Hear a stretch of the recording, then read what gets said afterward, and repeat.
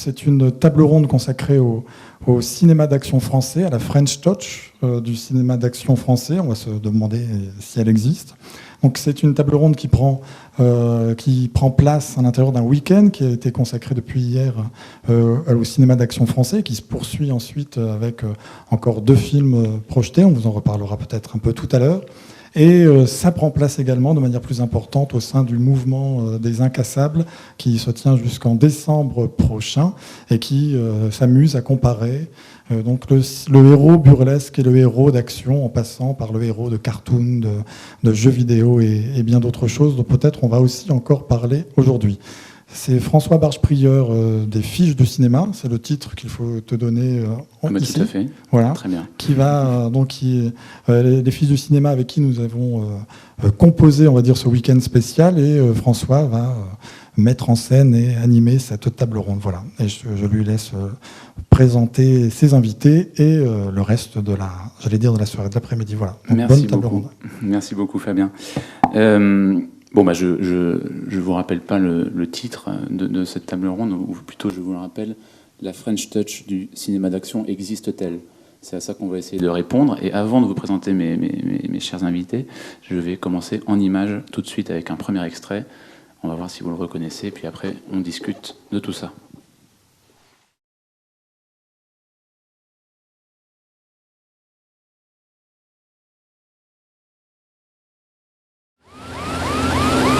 Mal parti sur terre, mal parti sur mer, Alexandre n'avait plus qu'une ressource, les airs.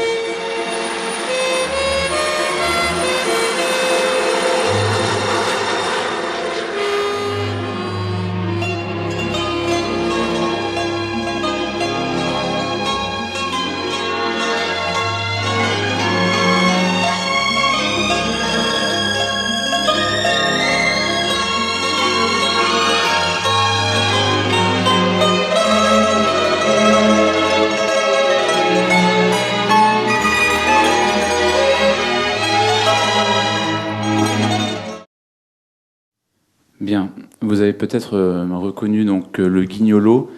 Nous sommes en 1980, le Guignolo de Georges Lautner. J'ai choisi cet extrait parce que je voulais qu'on commence notre réflexion dans les années 80. Non pas que je considère qu'avant il ne se soit rien passé en termes d'action dans le cinéma français, mais presque, enfin on en discutera. Ce qui m'intéresse aussi, c'est que dans ce début d'extrait, on entend la Marseillaise. Alors ça m'a fait rire, je me suis dit, c'est quand même vraiment l'action française en 1980. Et puis Belmondo, ça fait à cette époque-là 20 ans qui cavalcade, qui saute de pont en pont, qui se suspend à des câbles. C'était un peu notre seul action man français pendant des années, ce cher Bébel. Et à l'orée des années 80, on commence quand même à s'apercevoir que du côté de l'Asie comme du côté des États-Unis, il se passe pas mal de choses. Et il y a pas mal de cinéastes qui, jusqu'à présent, étaient, non pas décriés, mais enfin en tout cas, qui n'étaient pas considérés à leur juste valeur. C'est la moindre des choses de le dire. Comme par exemple les premiers films de De Palma ou de Carpenter, ou en Asie, après, on a vu arriver les John Woo et des choses comme ça. Et il faut savoir que 3 ans plus tard se crée le magazine Starfix, qui va du coup être le symbole un petit peu pendant toute une génération, enfin pour toute une génération, justement de ceux qui veulent défendre et par la suite faire des films d'action français. C'était ça le gros challenge qui paraissait à l'époque impossible en France. Et j'ai aussi choisi cet extrait parce que je trouve qu'il y a vraiment une paresse, enfin j'aime beaucoup Georges Lautner pour d'autres choses, mais là il y a une paresse de la caméra, on a l'impression que tout, enfin comment dire, Il s'agit juste de montrer que c'est Bébel qui est pendu vraiment lui-même à l'échelle, quoi. Il y a cette espèce de zoom là, c'est incroyable. D'ailleurs, il est avec un grand sourire. Il y a une petite musique d'opérette. Enfin, on n'est vraiment pas du tout dans un truc de suspense ou quoi que ce soit. Et comme si on se contentait comme ça de montrer un acteur en train de faire des choses prodigieuses. Bon, là, c'est pas forcément prodigieux, mais enfin, c'est quand même. Bon, je ne le ferai pas. Hein, je suis pas en train de juger qui que ce soit. Voilà. Donc, je voulais commencer là-dessus et j'aimerais poser, enfin, avant de poser une question, évidemment, introduire les invités qui ont répondu à mon invitation, à notre invitation. Et on va essayer de répondre ensemble à que s'est-il passé ensuite. Hein, on se retrouve dans les années 80. Qu'est-ce qui se passe ensuite et peut-être avant, comment est-ce qu'on en est arrivé là? Donc à ma droite, donc dans l'ordre, alors c'est pas pour la caméra, enfin bref, du plus proche à la plus éloignée de moi, je vous présente Alex Masson, critique à Nova, à Notre Temps et à plein d'autres endroits. Bonjour. Je vous présente Rafik Djoumi, rédacteur en chef de Beats. Ah bah, il est venu avec le t-shirt, voilà, bonsoir. Enfin bonjour. Et je vous présente Emmanuelle Spadasanta, qui est rédactrice en chef de Cinéma Teaser. Bonjour. Merci déjà d'être là. Comment on en est arrivé là? 1980, Belmondo suspendu dans un plan quasiment fixe avec une musique inadaptée.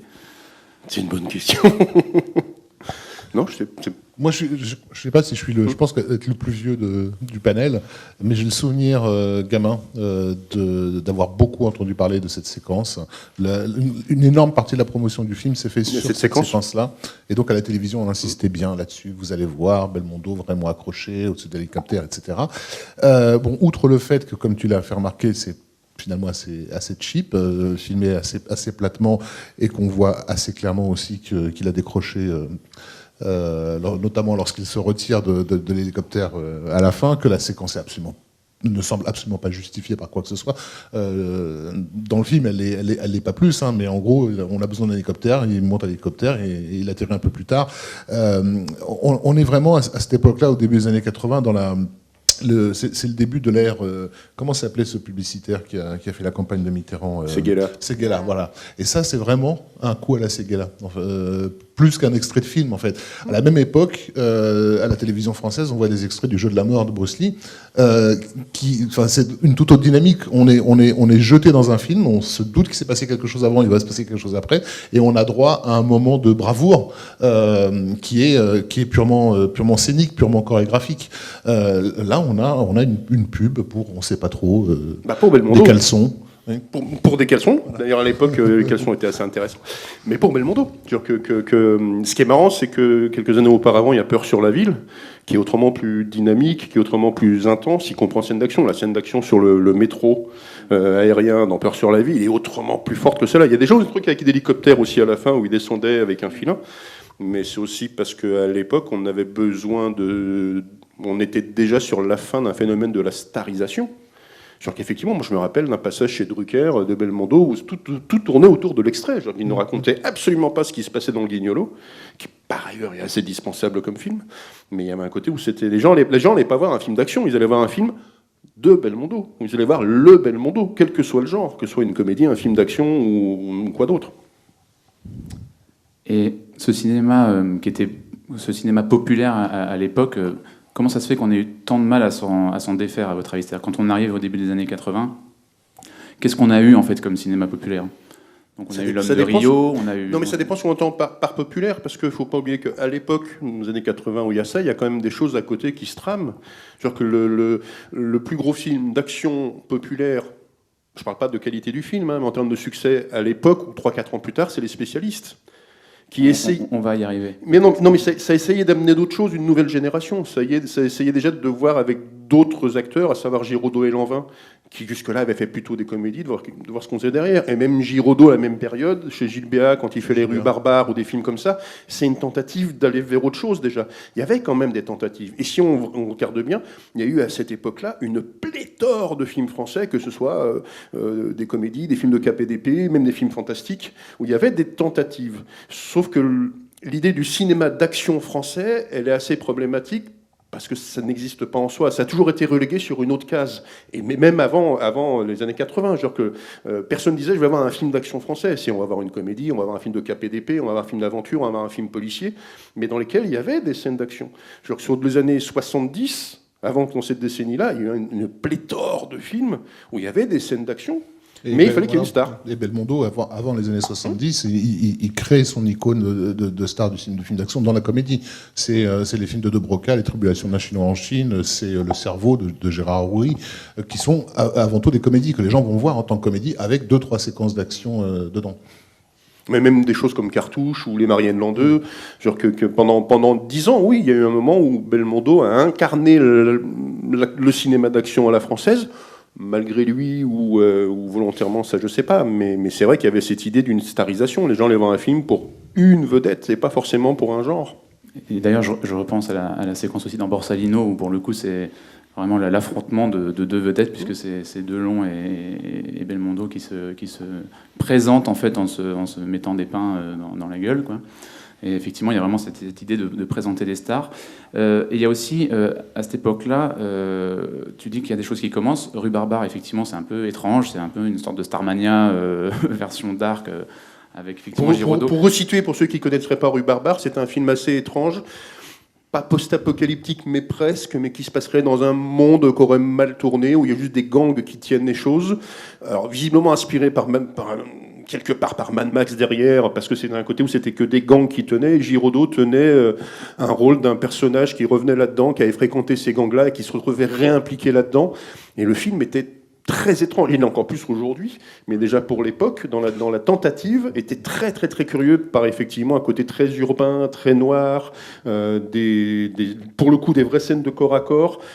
C'était un projet très très très curieux. Ça se terminait carrément, oui, par un truc à la Bruce Lee. Je pense qu'il y avait carrément une citation, parce que Giraudot termine pieds nus, il est torse nu tout le long quasiment, il termine pieds nus avec un poing américain qui s'est forgé lui-même. Voilà, mais il faut effectivement, il y a une sorte de bagarre assez incroyable. Mais c'est vrai qu'à l'époque, ce que je veux dire, c'est que quand ces choses-là apparaissent, elles dénotent complètement avec l'habitude du public et avec les habitudes de consommation. Enfin, il y a deux choses, il y a la consommation. Elle ne trouve aucun public. C'est-à-dire qu'il y a un public, on va dire, qui est resté scotché dans les décennies précédentes, qui refuse par principe, parce que ça apparaît comme un truc très, très pub, très clipesque. Le film, c'est probablement une des premières tentatives de cinéma clipesque d'action français. Et le public auquel ça s'adresse, public de gamins, d'adolescents, dont à l'époque je faisais partie, rigole, en fait. Rigole parce que la concurrence, elle est déjà tellement démesuré par rapport à ce qui nous arrive au moment de Rue Barbare. On est en quoi, en 83, 84. Donc il y a déjà toute la vague italienne de rip-off de Mad Max qui arrive. On a les Spielberg qui nous sont tombés dessus, on a les Mad Max, etc. Donc évidemment, aller voir Giraudot tenter de lever la jambe avec 2-3 éclairages rouge-bleu, non, ça fait pas trop. Mais c'était pas le seul, hein, genre qu'il y avait une volonté. Moi, je me rappelle de films avec Daniel Auteuil, comme Les Fauves, qui essayaient ça, où il y avait un peu un côté film de bagarre. Parce qu'à l'époque, on parlait de bagarre. Je me rappelle un truc avec Thierry Lhermitte aussi, Un été d'enfer, où il fait une espèce de détective privé avec une grosse scène d'action à moto, au même moment où, mon Dieu, il se drogue et il est sous l'emprise de la drogue, et là, il fait des choses très bizarres. C'était des films extrêmement improbables, mais qui étaient vendus comme des gros films relativement. Tu parlais de Starfix tout à l'heure. Starfix, à l'époque, ils ont fait des pages sur Rue Barbare, parce que ça avait un côté un peu objet extraterrestre, mais qui essayait de parler à un autre public, qui n'y arrivait pas. Oui, mais au moins il essayait. Ouais. Il faut le noter, effectivement. Bien sûr, c'est eux qui ont lancé. On va avancer un petit peu chronologiquement du coup dans cette histoire-là. J'ai volontairement passé sur les spécialistes au risque d'en décevoir certains. Encore une fois, n'attendez pas à voir tous les extraits de vos films favoris, c'est pas possible. Mais il y a eu effectivement cette notion que parce qu'il se passait des choses dans les autres pays, il fallait aller un petit peu s'inspirer d'eux, donc dans un premier temps de manière un peu maladroite, et puis après ça s'est un peu peaufiné.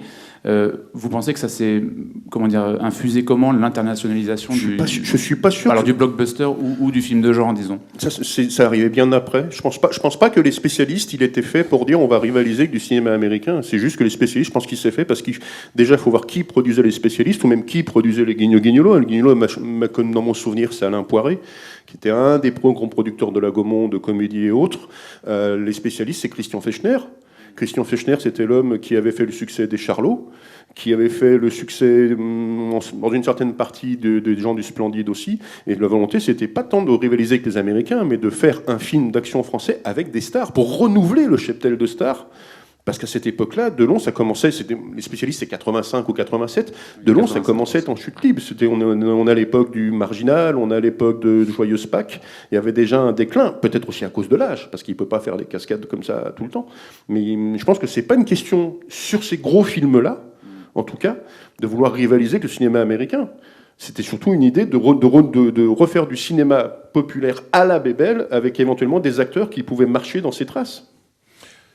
Et aussi de voir s'il y avait une demande, tout simplement, à la base. Est-ce que le public français de l'époque réclamait ce genre de film? Et je ne crois pas. J'ai pas le souvenir de gens qui attendaient du cinéma français qui produisent autre chose que Trois hommes et un couffin. Comment dire, la demande, elle était véritablement, pour le coup, au début des années 80, créée par les Américains, qui avaient déjà franchi le pas. En fait, c'est déterminé.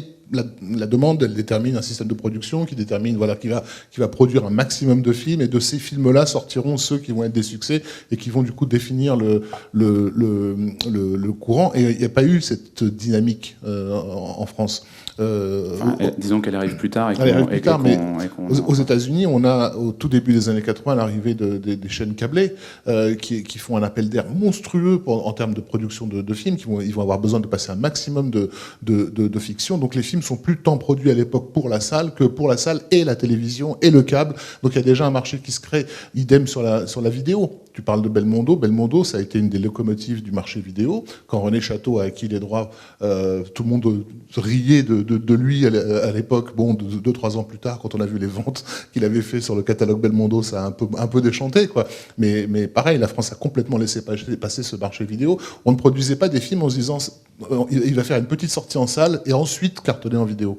Alors que ça se faisait déjà clairement aux États-Unis. Et on a un exemple d'un film, par exemple, américain, qui a été produit pour ce marché vidéo-là, avec un acteur français qui est Highlander, Christophe Lambert, donc qui va sortir en 85, qui est absolument emblématique du cinéma d'action, entre guillemets, de son époque.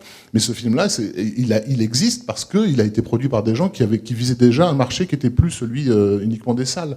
Le public populaire, il n'a pas forcément les moyens d'aller en salle régulièrement. La vidéo était d'accès plus, surtout avec le développement des vidéoclubs, beaucoup plus simple. Et ces films-là ont été de véritables cartons en vidéo. Et jusqu'à l'apparition du DVD, je voyais toujours pas dans la production française de dynamique on se fera sur ce marché-là, en fait. Mais elle a été simple aussi parce que le corollaire de ça, il ne faut pas oublier non plus que dans les années 80, il y a Canal+ qui apparaît, et que Canal+, lors de sa création, a une obligation de produire des films. Ça devient le guichet du cinéma français, ça devient même la malle au trésor du cinéma français, et ça a amené à produire énormément de films français, mais qui étaient des films français, plutôt des films d'auteur. C'est-à-dire qu'il y a d'un côté, on a vu arriver en salle une invasion de films américains, parfois des films qui auraient pu sortir directement en DVD, mais qui ont développé des stars américaines, notamment des stars des gros bras, genre que c'est l'époque des Van Damme, des Stallone et autres, il y en a eu beaucoup, mais la production française, elle était soit sur le cinéma d'auteur qui coûtait un peu moins d'argent et qu'elle allait le chercher chez Canal, parce que Canal avait besoin de donner de l'argent pour remplir ses tuyaux, mais aussi parce qu'ils avaient une obligation, et les majeures compagnies, donc Gaumont, Pathé en France, qui eux produisaient des comédies plus grosses, avec des plus gros budgets, avec des vedettes. Donc dans ce cadre-là, la production française, elle s'est formatée d'elle-même, et le marché américain, lui, par contre, a envahi les salles. Moi, je me rappelle, dans les années 85-87, il y avait quoi? Il y avait facile, à l'époque, j'étais à Toulouse en salle, et il y avait peut-être 4, 5, 6 films américains d'action qui sortaient. Et c'était la fête, parce qu'on ne voyait pas ça souvent d'habitude. Il y avait un côté, c'était la frénésie. Mais la masse qui a quelque part formé les cinéastes d'aujourd'hui au cinéma d'action, elle est sortie à ce moment-là, parce que tu disais, et que nous, on avait les films en salle qui arrivaient en France. Non, pour moi, le vrai changement du cinéma français, c'est fin 80, début 90, forcément avec Luc Besson. Quand il fait Subway, on voit vraiment une volonté de rivaliser avec le cinéma américain.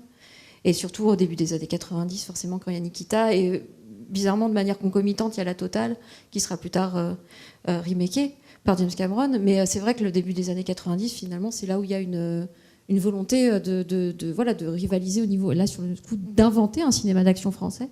Et plus tard, avec Besson, d'inventer une industrialisation du cinéma français. De cette manière-là, de créer le premier studio dévoué au cinéma populaire et d'action, j'imagine, français. Même un mode de production à l'américaine via les franchises. Je vous arrête parce qu'on avance un peu trop dans le temps. On va y arriver à ces choses-là, effectivement. Je vous montre un deuxième extrait tout de suite. Pareil, je vous dirai ce que c'est après. Deuxième extrait, on fait un bond de 10 ans. On passe en 1995. Et vous risquez d'être surpris, mais c'est l'objectif.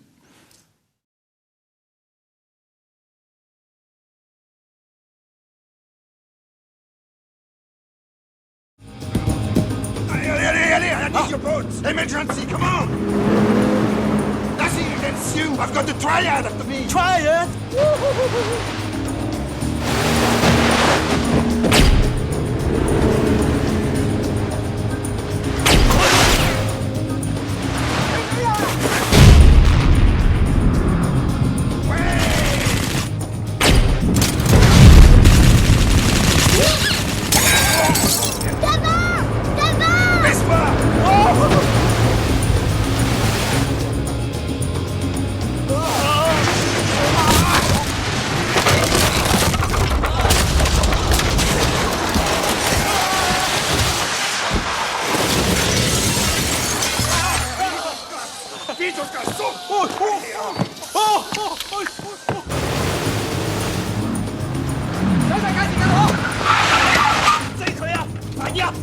Viens vite, vite, vite, vite! Là!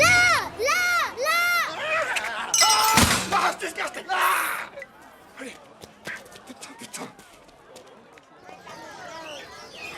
C'est là! Vite!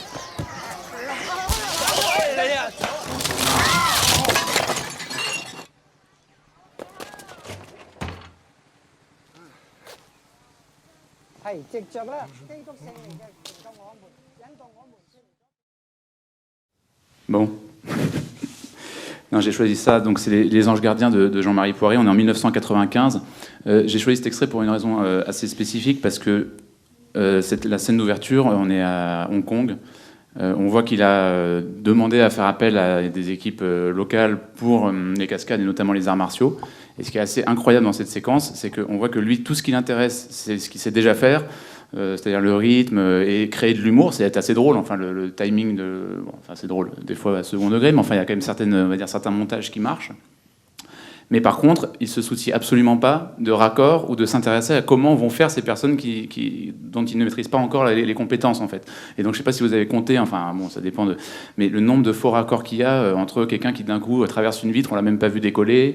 Alors, moi, celui que je trouve vraiment génial, c'est le serpent, enfin, ou l'anguille de mer, là, qui du coup, est censé renverser la table et faire tomber à la renverse ce touriste. Et puis après, il y a un gros plan bien sage qu'on imagine pris 2 heures plus tard ou une demi-heure plus tard sur le plateau, un plan du bol de soupe très calme, très placide. Donc c'est drôle. Enfin, j'ai pris cet extrait parce que voilà, on sentait que là, pour le coup, on est un peu dans le truc où on veut aller chercher de l'action. On a vu que John Woo, ça savait cartonner.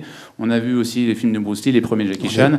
Et là, on va chercher un petit peu des gens qui savent y faire pour faire de l'action un peu plus sérieuse. On a vu que John Woo a cartonné. Il faut relativiser. À l'époque, John Woo, il n'y a encore pas grand monde qui sait en France, et en tout cas pas les gens de cinéma. C'est-à-dire que le succès des films asiatiques, il s'est fait par certaines petites choses. Il ne faut pas oublier que les films asiatiques qui sortaient en salle à l'époque, mais dès John Woo, c'était des vagues purement mercantiles. C'est-à-dire que quand les Bruce Lee sortent en salle, ils sortent dans des versions tronquées, ils sortent dans une vague. Il y a plein de films asiatiques qui sortent avec des retitrages, des remontages. Il y a un côté bassement mercantile. À l'époque, les gens qui connaissent John Woo, c'est une certaine génération, mais c'est pas encore celle qui fait du cinéma, et c'est celle qui l'a découvert majoritairement par la vidéo. Par la vidéo, dans les vidéoclubs, le syndicat du crime est sorti. Voilà, le syndicat du crime, c'est directement en vidéo. Genre qu'il y a eu un décalage de temps. Après, par contre, que Jean-Marie Poiré, lui, ait vu ces films-là, ça, c'est possible. Le film n'est pas... Les Anges Gardiens, c'est pas un très bon film. Mais par contre, ce qui est intéressant, c'est qu'effectivement, Jean-Marie Poiré, qui est donc à l'époque était un des grands faiseurs de comédie à la française, s'y intéresse. Moi, ce qui m'a surpris là, c'est le travail sur le son. C'est-à-dire que le son a un côté ridicule. Genre qu'on a entendu des on aurait dit un doublage de trucs pour Colaro d'il y a 30 ans. Ça m'a assez sidéré de me rendre compte là dans cet extrait-là. Après, le film à l'époque a beaucoup marché, mais ce qui est intéressant, c'est que ce qui a été beaucoup reproché au film, par la presse comme par le public, c'est ce côté-là. C'est ce côt de dire, mais qu'est-ce que c'est que cette narration qui n'est pas à l'européenne, qui n'est pas dans des codes? Qu'est-ce que c'est que ce montage-là? Alors que la tentative en soi était plutôt louable. Après que le film soit feignant à plein de niveaux, oui, c'est certain. Qu'il ait fait un joli score, c'est certain aussi. Il y a puis aussi de noter, hein, quand tu parlais de Patrice Lecomte et des spécialistes, et là on est sur Jean-Marie Poiré, c'est aussi cette tendance à faire appel à des réalisateurs de comédie pour faire du cinéma d'action. C'est pas innocent, je pense, par rapport au rapport que la France entretient à ce genre, si on peut l'appeler comme ça. Maintenant, effectivement, dans les années 80, il y a eu des séparations dans le marché du cinéma d'exploitation, avec d'un côté donc les gros films, donc là en l'occurrence les gros films américains qui ont vraiment kidnappé le public adolescent et jeune adulte, qui n'allait pratiquement plus voir de films français. Et sur le marché de la vidéo, c'est là où effectivement les films de Hong Kong, notamment avec la personnalité de Jackie Chan, ont donné le là, et que des gamins qui ont grandi avec les films complètement apocalyptiques de Jackie Chan du milieu des années 80, évidemment, tu vas pas leur demander à eux de frémir devant les cascades de plus en plus fatiguées d'un Belmondo sur Joyeuse Pâques ou je sais plus quel film de l'époque. Donc il faut toujours prendre en considération l'existence de ces marchés. Et je pense qu'à l'époque, dans les années 80, le système de production français n'a pas conscience qu'ils doivent produire des films pour tous ces canaux. Et à chacun de ces canaux, son type de public et son type de demande. La culture vidéoclub, elle est restée curieusement underground, alors qu'on parle de millions et de millions de personnes. Mais j'en entendais jamais parler à la télévision, on n'a jamais connu les chiffres de vente, alors que le box-office, on nous balance tous les jours. Sur les marchés vidéo, c'est une espèce de secret d'État, il n'y a rien du tout. Moi, je me souviens d'être allé la première fois que j'ai mis les pieds chez un gros distributeur vidéo français qui avait... c'est en l'occurrence Seven Set qui tient son nom du film Seven, parce c'est un film qu'ils avaient distribué. En rentrant, il y avait leur fait de gloire qui était au mur, quoi. Mais c'est pas Seven que j'ai vu, c'est pas Le Seigneur des Anneaux qu'ils avaient aussi à leur catalogue. Le premier film que j'ai vu, c'est Platoon Leader 4, qui était encadré, vraiment genre disque d'or, quoi. Notre fierté, ça fait partie de ces films-là qui les ont fait. Qui leur ont permis d'exister, en fait. C'est des gens qui ont fait fortune aussi avec Van Damme, les kickboxers et autres. Tout ce cinéma-là, il existait en sous-main, mais quand on parle de sous-main, on a souvent l'impression qu'il s'agit d'un petit groupe d'individus. Là, c'était des dizaines de millions de personnes, donc c'était très très curieux. Il était assez méprisé en salle. Genre, tu parlais de Jackie Chan. À cette époque-là, les Jackie Chan sortaient en vidéo, mais ne sortaient pas en salle. Un des premiers Jackie Chan, je me souviens de moi avoir vu en salle, c'était Le Chinois. Qui en plus était un film particulier de Jackie Chan, parce que tourné aux États-Unis, réalisé par un acteur américain. Mais après, jusqu'à peut-être Police Story 2, j'en ai pas vu sortir en salle. Par contre, en vidéo, il sortait et il marchait. Genre qu'il y a vraiment eu, pas un mépris, mais une occultation de cette culture-là, qui est née sur une génération de cinéphiles via la vidéo, parce qu'ils découvraient des pans de cinéma auxquels ils n'avaient pas accès avant, et des choses différentes. Et par contre, les gens qui produisaient, qui eux restaient sur un modèle à l'ancienne. Il y a eu vraiment un gouffre qui s'est creusé très longtemps dans cette région-là, sauf que la vidéo a formé énormément. Genre que la majorité de la cinéphilie actuelle, on va dire sur les 15-30 ans, elle est formée parce qu'ils ont vu en dehors des salles. Aujourd'hui, c'est autre chose, c'est plus la vidéo, mais à cette époque-là, c'était le vidéoclub parce qu'il y avait un accès à des choses incroyables et des choses qui étaient souvent méprisées par la presse ou méprisé par le distributeur. Genre tout ce qui était du cinéma un peu transgressif, notamment tout le cinéma de genre, mais le cinéma d'horreur, le cinéma d'action, le cinéma porno, une partie du cinéma d'animation asiatique notamment, c'était des choses, en salle, c'était oh là là là là, non, c'est impur. Par contre, certains genres, comme même, tu parles de porno, mais certains genres comme le thriller semi-d'action, étaient assurés par les cinéastes porno. Oui, enfin, bien sûr. Les prédateurs de la nuit, la moitié de l'équipe, c'est des gens qui viennent du porno, quoi. Donc on voit bien que c'est un problème plus qu'économique, c'est un problème culturel en fait, quoi. Le cinéma asiatique sera beaucoup plus présent finalement, encore une fois chez Besson, puisque Jet Li viendra faire quand même 2 films en France, bon après avec l'équipe de Corey Yuen et tout ça, mais c'est vrai que là d'un coup Jet Li trouve une vraie voie légitime en France avec 2 films, Danny the Dog et puis Le baiser mortel du dragon. Oui, sauf que là on est en 2001. Oui, tout à fait, mais ce que je veux dire c'est que plus tard effectivement il y aura, si effectivement le cinéma asiatique ne trouvait pas de légitimité en France, n'était pas légitimisé en tous les cas par l'industrie française, beaucoup plus tard, ce sera par contre le cas. Jet Li d'ailleurs qui est arrivé parce qu'il avait été repéré par les Américains pour la Fatal 4 en fait quand même. Enfin, c'est nous déjà avant, en France, repéré, c'est-à-dire en tout cas amené au grand public. Les films de Jet Li sortaient en salle aux États-Unis, alors sur des marchés très classiques et peut-être des marchés de communauté asiatique, mais il y avait une reconnaissance de ce cinéma là-bas. Ici, il a fallu qu'il y ait des gens de cette génération, et majoritairement les gens de la génération de Starfix, arrivent dans la production à un moment pour lancer des choses, pour lancer des pistes, notamment chez Canal avec une collection de films dont on parlera peut-être via le Pacte des loups tout à l'heure, mais pour lancer des choses, pour lancer des pistes, simplement parce qu'ils amenaient leur culture. Genre qu'il y a eu une inversion, il y a eu un moment très bizarre où il y a eu une inversion des codes, il y a eu une inversion où ce qui était un peu dans la marge devenait du cinéma populaire parce que la masse américaine faisait que d'un seul coup ce cinéma-là existait, et l'inverse, ce qui était un peu du cinéma d'auteur est tombé dans l'oubli derrière. Il y a eu une petite inversion des codes, il y a eu une bascule qui a failli se faire en termes de production française à un moment au milieu des années 90, on va dire, mais qui n'a pas suivi parce que les films n'ont pas marché ou simplement parce que les modèles de production n'ont pas suivi. C'est-à-dire que... Vas-y. Non, et puis même culturellement, il y a une espèce d'amnésie récurrente, là pour le coup, pas seulement dans le milieu de la production, mais dans toute la France, par rapport à la culture populaire française. Moi, je sais qu'en tant que journaliste, lorsque on parlait de cinéma dit de genre, les gens faisaient immédiatement référence à deux cinéastes. Il y avait en gros Clouzot et Melville, et avaient oublié tout un pan de production française des années 60 qui était très clairement du cinéma de genre. Je parle même pas d'un mec comme Henri Verneuil, voilà. Mais ça va encore plus loin. Moi, j'ai eu cette expérience il y a une quinzaine d'années où j'avais été invité par un vénérable monsieur, grand cinéphile, qui bossait pas mal avec la Cinémathèque de Toulouse, donc affilié à la Cinémathèque française. Il m'invite dans sa petite région du côté de la Camargue à faire une conférence. Et le lendemain, donc, on parle de choses et d'autres, et il me dit les gens du coin, j'ai quand même du mal à les intéresser au très vieux cinéma, etc. C'est dommage, j'aimerais bien trouver des idées de quelque chose qui leur parle, quoi. Et moi, je leur dis pourquoi vous faites pas un cycle sur Joe Hamman? Et il me regarde, il me fait sur qui? Et je fais Joe Hamman, le monsieur du western français, qui tournait tous ses films en Camargue. Et je vois ses yeux vraiment briller. On est en train de parler d'un gars qui bosse avec la Cinémathèque française, quand même.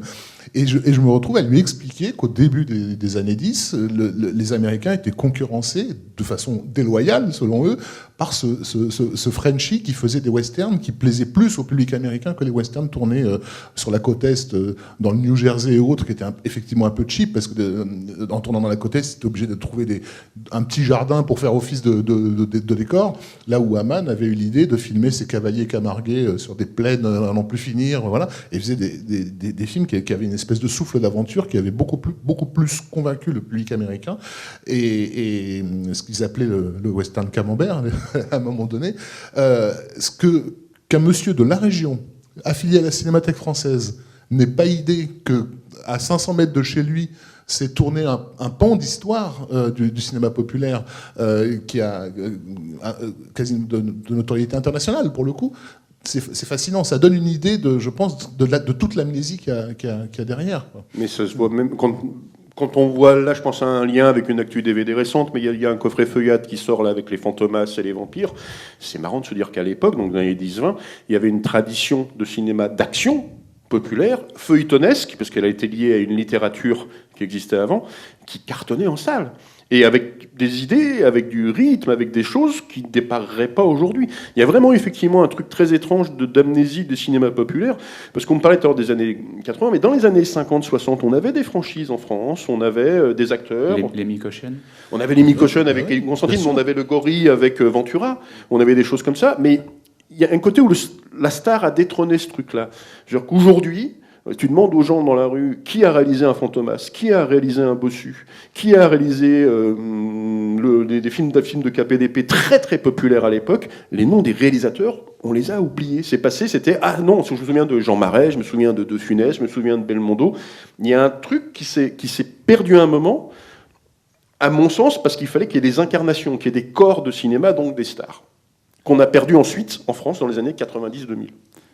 Eh bien, je pense que ce qu'on attend tous, c'est le moment où, enfin, au grand jour, l'envie de cinéma d'action a été partagée par tous et toute une génération a pu s'engouffrer derrière. Malheureusement, la personne qui a permis ça n'est pas forcément celle qui a après fait les meilleurs films, mais en tout cas, on ne peut pas y couper. Je n'en dis pas plus, je pense qu'une partie d'entre vous a déjà deviné l'extrait suivant.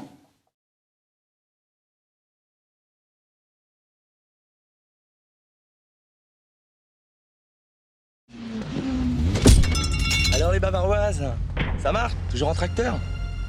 Je m'excuse pour la dernière fois, mais comme un con, j'avais oublié le frein à main, c'est pour ça que j'avançais pas. Je te parle. Maintenant, ça va beaucoup mieux, là. On se refait un petit lièvre ou vous restez ridicule? Ça va, ça va. Vous les Français, vous avez toujours une grande gueule comme ça. Viens donc avec moi sur l'autoroute, on va voir. Ah, je t'ai vexé, là. Je vais te faire exploser ta Je t'ai Peugeot. vexé, là. Non, je suis désolé. Vraiment, je suis désolé. Allez, tiens, je te redonne une chance, mais ce coup-là, je vais pas parier gros parce que je commence vraiment à avoir des scrupules à te prendre ton pognon aussi facilement. Tiens, ma poule. 10 balles.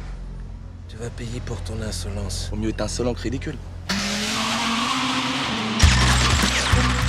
Je crois que t'as peut-être été un peu loin, là. Mais non, allez, préviens 7, 8 et 9 de passer au rouge. Jean-Baptiste, tu passes au rouge maintenant.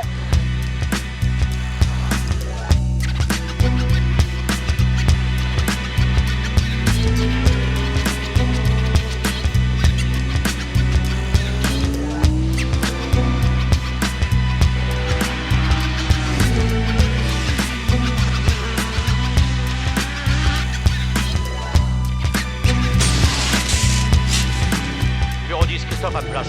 Numéro 11, André en place. Ok, parfait. Numéro 12 et 13, tenez-vous prêts. Numéro 13. Bien reçu, mais j'ai un petit problème là. Il y a 2 poulets accrochés au feu rouge. Oh, putain de merde. Eh ben, mais décroche-les, là. Bah, c'est facile à dire, hein. Ils sont bien accrochés là.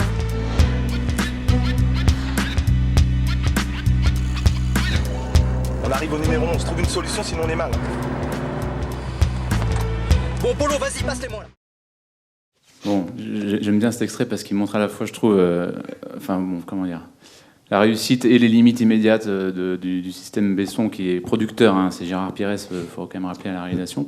Gérard Pires, qui donc venait de la comédie.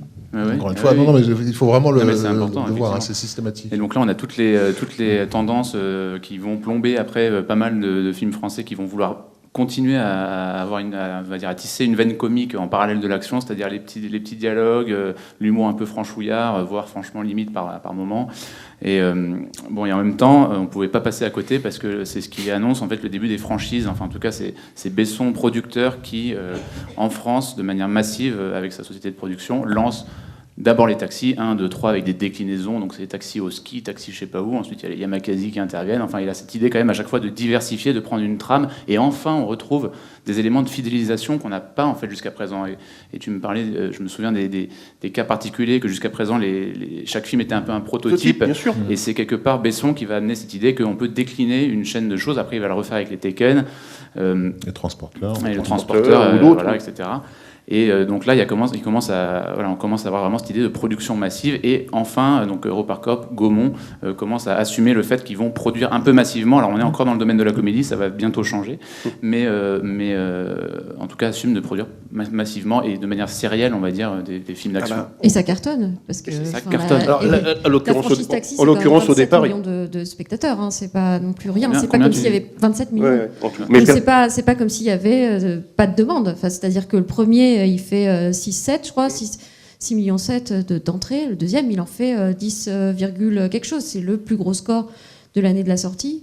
Il y a une vraie demande. Enfin, je veux dire, même le Taxi 4, on peut penser que c'est l'épuisement. C'est pas l'épuisement. Il fait encore. Surtout, et puis qu'il y en a un cinquième qui va arriver bientôt. Oui, voilà, c'est ça. Là, on parle d'entrée salle.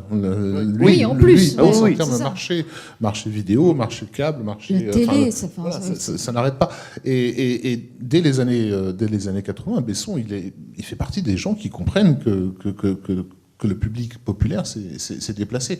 On parlait de la culture des vidéoclubs tout à l'heure. Dans les vidéoclubs au milieu des années 80, par exemple, on a un genre qui a commencé à émerger dans le cinéma de Hong Kong, qui était les Girls with Guns, avec des actrices comme Cynthia Khan, par exemple, etc., Michelle Yeoh et compagnie, qui étaient en gros des jolies filles qui manipulent d'énormes guns face à des mafieux plus ou moins lubriques. Et boum, 3 ans plus tard, il nous fait Nikita. Qui repose vraiment en grande partie sur ce principe de gros porcs et d'une très belle jeune fille dans un beau costume avec un flingue énorme. Et c'est un carton assuré. Le public d'ado de l'époque qui n'a pas forcément vu In the Line of Duty, mais qui baigne dans cette culture, dans cette iconisation, il reconnaît immédiatement dans Nikita quelque chose dont il est familier, en fait. Et il a toujours pensé ses films suivants et ses productions suivantes en termes de ces différents marchés. Là, quand on arrive à l'époque de Taxi, c'est pas juste une comédie d'action, c'est une comédie d'action avec du rap, avec Ayam à Marseille, qui met en scène des jeunes essentiellement des communautés maghrébines qui à l'époque, en tout cas dans les villes françaises, constitue la majorité de la population de moins de 20 ans, oui, ben, il cible le public populaire, quoi. Donc il ne faut pas s'étonner que ça marche, quoi. Il les prend pas non plus pour des cons, parce qu'il y a Rémi Julien. Ouais, non, mais sur le oui, ça, je suis d'accord, mais il essaye quand même de faire quelque chose. Moi, j'aime pas trop quand on dit Besson, il fait un peu de la merde. Il a Rémi Julien, il a quand même sorti des gens enfin, quand il fait les Yamakasi, il va chercher des talents. Enfin, c'est quand même pas quelqu'un qui va à la facilité. Ouais. Cyril Raffaelli, David Bell, c'est quand même des gens qu'il a extirpés de quelque chose d'assez underground pour les starifier. Parce qu'on parle aujourd'hui, le parcours, c'est mondial, c'est leur art de rue, il les a popularisés. Donc en fait, c'est quelqu'un, oui, qui prend parce qu'il est formulatique. Donc c'est vrai qu'au bout d'un moment, il est très fatigant, ce monsieur Besson. Mais au bout d'un moment, il crée des choses aussi en France. Oui, il a permis à des il y a une différence entre Besson réalisateur et Besson producteur. Genre, on pense ce qu'on veut de ses films, mais en tant que producteur, il a compris. Il a compris effectivement qu'il fallait renouveler les publics, qu'il fallait s'adapter à un public, s'adapter à une génération et faire de l'industrialisation. Taxi, au départ, personne ne peut penser que ça va cartonner à ce point. Personne. Mais une fois qu'il a lancé le truc, de dire ça marche et de lancer l'industrialisation. Le cinéma de genre, s'il est aussi populaire et s'il marche autant sur le marché américain ou le marché asiatique, c'est parce qu'il y en a des masses et des masses, qu'il y a une vraie volonté de production de masse. En France, jusqu'à Besson, ça n'existe pas. Le problème Besson, pour moi, n'a jamais été le fait qu'il produise des films de merde. Le problème Besson, c'est qu'il est le seul à le faire. C'est-à-dire qu'effectivement, s'il y avait une dynamique de concurrence entre lui et d'autres gars sur ce marché-là, par la force des choses, on sait très bien que pour que de bons films d'action puissent émerger, il faut qu'il y ait 400 merdes, quoi. Voilà, l'année où sort Die Hard, il y a 50 000 films d'action autour qui sont absolument imbitables, quoi. Mais c'est parce que ces 50 000 films d'action existent que Die Hard peut émerger et exister. Et ça aurait été la même chose si Besson n'avait pas, d'une certaine façon, par défaut. Je ne sais pas si c'est lui qui a manipulé pour mettre la main sur le marché ou si simplement il avait tout simplement pas de concurrence en face de lui. Donc il a pris ses aises. Mais il faut une dynamique de production pour que les choses puissent exister. Il faut pas aussi non plus oublier qu'il a fait des action stars féminines. Enfin, c'est le seul en France qui fait ça, que ce soit Nikita en 91 ou plus tard Colombiana, qui n'est pas un bon film, mais qui a le mérite quand même d'essayer des choses. Ça, il faut pas l'oublier non plus. Et ça, par contre, ça, je veux dire, en 91, c'est un peu novateur, même s'il y a eu Alien et tout avant, on est d'accord, mais c'est quand même pas rien, quoi. Colombiana, à la limite, il perpétue le film est en dessous, évidemment, mais il perpétue cette tradition qu'il a de donner un peu des rôles à des femmes en France mais dans avec le domaine de l'action. Un bémol à l'inverse, c'est que ces films à lui marchent à l'étranger. Ses productions à l'étranger, sur le marché vidéo, ça cartonne. Oui, mais après, tu as des droits de remake quand même. Après, ils font des Taxi fait une série. Tekken avait marché aux États-Unis. Oui, mais c'est pas non plus des succès aussi énormes qu'ici. C'est ça qui est très troublant, c'est-à-dire qu'en tant que producteur, il utilise des formules étrangères, des modes de production, mais qu'il n'arrive pas tout à fait à réexporter. C'est vraiment ses films. S'il est connu à l'étranger, c'est plutôt pour ses films en tant que réalisateur. Mais par contre, encore une fois, je suis pas forcément d'accord. Pour la salle, j'ai pas les chiffres, mais dans dans la conscience du public américain, Banlieue 13, c'est le film français le plus cité depuis Amélie Poulain, quoi. J'ai l'impression que chaque Américain de moins de 25 ans a vu Banlieue 13, District 13, ça s'appelle chez eux. Ils en parlent tout le temps, quoi. Et entre autres, justement, parce qu'il y a le truc du parcours autour, quoi. Il y a eu un remake de Camille Delagarde, même s'il est franco-américain, il a quand même une portée un peu plus américaine. C'est pas les Banlieue 13 comme on avait avant. Après, il a porté un modèle à outrance, si on le voit aujourd'hui, genre que Taxi 5 va se faire là, mais il ne se fait que pour des raisons purement mercantiles. Faut pas oublier que Taxi, en fait, était produit par Besson, mais aussi par ARP, qui est une autre société, et que ces deux sociétés-là ont quand même essuyé pas mal de déconvenues sur d'autres choses, sur d'autres films, et que Taxi 5, qui vont à nouveau coproduire, clairement, il n'est fait que pour sauver la santé financière de ces maisons-là. Après, ce qui est intéressant de voir, c'est qu'encore une fois, Taxi 5, c'est plus la même équipe du tout. C'est l'équipe de Franck Gastambide, qui a amené quelque chose via Kaira Shopping, via Pattaya, quand il y a des énormes succès. Faut voir ce qui va en sortir, ça peut être intéressant, mais ce qui est malin, c'est de se dire, le mec, il arrive à avoir le nez sur l'air du temps. Il arrive à aller choper les gens qui pèsent, même quand il fait d'autres films. Genre, quand il fait Lucie, par exemple, il va choper Park Chan-wook, Choi Min-sik. Il va choper un acteur coréen, parce qu'il a compris que dans le cinéma sud-coréen, même si c'est pas des énormes succès en salle, dans l'impact sur une nouvelle génération, il y a quelque chose qui a marché avec ces films-là. Alors, on pense ce qu'on veut du gars. Ces films, moi, je les trouve pas souvent très bons, mais réalisé le premier. et c'est Corey Yuen aussi, qui était un des grands directeurs d'arts martiaux hongkongais. Genre le mec a un truc dans le flair pour être dans l'air du temps. Oui, enfin, c'est aussi... on ramène pas des gens de l'étranger, on Bien ramène sûr. pas Jet Li, on ramène Bien sûr. pas Jason Statham. Bon, Jason Statham, c'était pas grand-chose avant le transporteur, mais on ramène pas des étrangers en France sans vendre un savoir-faire, sans On est vendre d'accord. des équipes techniques, sans vendre des budgets aussi, Non, mais parce non, qu'il met de l'argent quand Ce même. que je veux dire par là, c'est que c'est le seul qui essaye ces choses-là dans de la production française aujourd'hui, Bien d'internationaliser sûr. ses films, parce qu'il a le flair du public. Après, des fois, c'est vraiment... Enfin, quand il fait Malavita, Oui, je crois, Malavita, oui. c'est terrible, ça fait moins d'1 million d'entrées, tout le monde sent un peu l'arnaque, le truc Bah, pas il suffit clair. de voir Valérian aujourd'hui, qui était une piste intéressante, mais qui économiquement n'a pas prise. Oui, mais alors Malavita, c'est encore un peu en dessous, c'est-à-dire vraiment c'est la comédie un peu cynique, fait par des gens, avec plein d'acteurs comme ça qui aujourd'hui. Mais encore une fois, c'est un film qui qui réalise, pas un film qui produit. Je trouve vraiment qu'il y a une Oui, mais alors différence. là, par contre, aux États-Unis, ça fait plus rien. Ah là, non, on est bah non, d'accord. non, non, c'est sûr. Vaut mieux Tekken que Malavita pour le Justement, marché international. on fait aussi venir les gens, pas seulement pour une question de prestige et de technique, mais mais aussi parce qu'on a pas de l'argent. Et là, on parle quand même de films qui coûtent un certain prix, parce que justement, ils ont la garantie de se rembourser à l'international. Et ça, je pense que c'est un truc dont on est obligé de parler. Et aussi, tout simplement, ça, qu'en est-il du marché international pour un film dit d'action français dans les années 80? Les films d'action français ne se vendent pas à l'étranger. Ils sont cheap, ils sont complètement largués par l'air du temps. Moi, j'ai le souvenir d'un film d'aventure français dont le budget, et je déconne pas, était le budget d'un Indiana Jones, mais qui a jamais dépassé les frontières de chez nous, qui s'appelait Jean Galmot Aventurier, avec Christophe Balavoine et comment il s'appelle, inspecteur Roger Alain, aussi, qui jouait dedans, donc ça fait rêver tout de suite, quoi. Ils avaient balancé 100 millions de francs, ou plus de 100 millions de francs là-dedans, pour un résultat qui n'intéressait personne. Déjà, ça n'intéressait pas les Français, mais alors à l'étranger, rien à voir. Là où on sait qu'effectivement, un District 13... De toute façon, un film EuropaCorp ne se lance pas en production tant qu'il n'est pas préfinancé à 80% par l'extérieur. De toute manière. Ce qui est aussi une pensée économique. Et malgré tout, qu'on le veuille ou non, le cinéma est aussi une affaire d'argent. Genre qu'à ce niveau-là, c'est un système, encore une fois, quoi qu'on pense des films derrière, qui est très malin et qui n'existe pas vraiment ailleurs. Genre qu'on ne pense pas effectivement à l'internationalisation. Le cinéma d'action, c'est un cinéma qui nécessite, comme tu l'as bien spécifié, des compétences. Il te faut des équipes de cascadeurs, il te faut des chefs opérateurs qui soient vraiment au courant des dernières techniques et technologies. Tu filmes pas une poursuite en bagnole avec une caméra Super 8 ou ton iPhone, quoi. Il te faut vraiment des rigs, des choses complexes. Donc toutes ces compétences-là, elles ont un prix, quoi. Et moi, je me rappelle avoir discuté avec Fred Cavaillé à l'époque de la sortie de Mea Culpa. Il me disait, j'ai peur parce que je suis arrivé à mes limites en France en termes de budget. D'ailleurs, le film a coûté relativement cher, je crois qu'on était dans les 25 millions d'euros, et il me disait, je vais pas pouvoir aller au-delà sur du cinéma d'action français.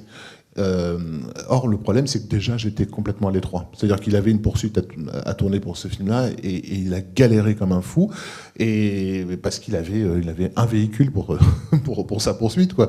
Et les cascadeurs qu'il avait sur le film étaient des gens qui bossaient sur les prods Besson. Et Cavaillé se sentait incompétent. Il disait mais pourquoi est-ce que je prends autant de temps pour faire mes séquences, quoi? Et les cascadeurs le rassuraient. Ils disaient mais sur une prod Besson, on a 18 véhicules, on n'en a pas un seul, quoi. Bien sûr que ça tourne plus vite. Sauf qu'elle coûte 60 millions, elle n'en coûte pas 25, quoi.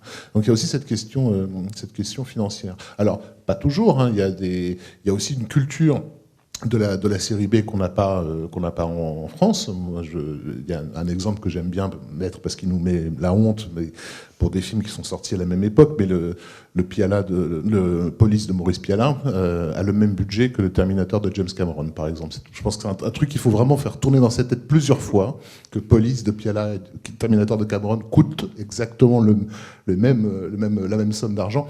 Mais Cameron fait Terminator, outre le fait, bon, évidemment c'est un génie, certes, mais aussi parce qu'il a été formé à toute une école de la série B chez Roger Corman qui permet d'exploiter vraiment absolument tout jusqu'au bout, quoi, de ce qu'ils appellent use all of the buffalo, ce que font les Indiens, quoi. C'est-à-dire qu'à partir d'un bison, tu fais absolument tout, tu laisses rien de côté. Et on n'a pas cette culture de la série B française, hélas, puisque justement elle a été laissée pendant une époque aux réalisateurs du porno, à des Jess Franco, à des mecs comme ça.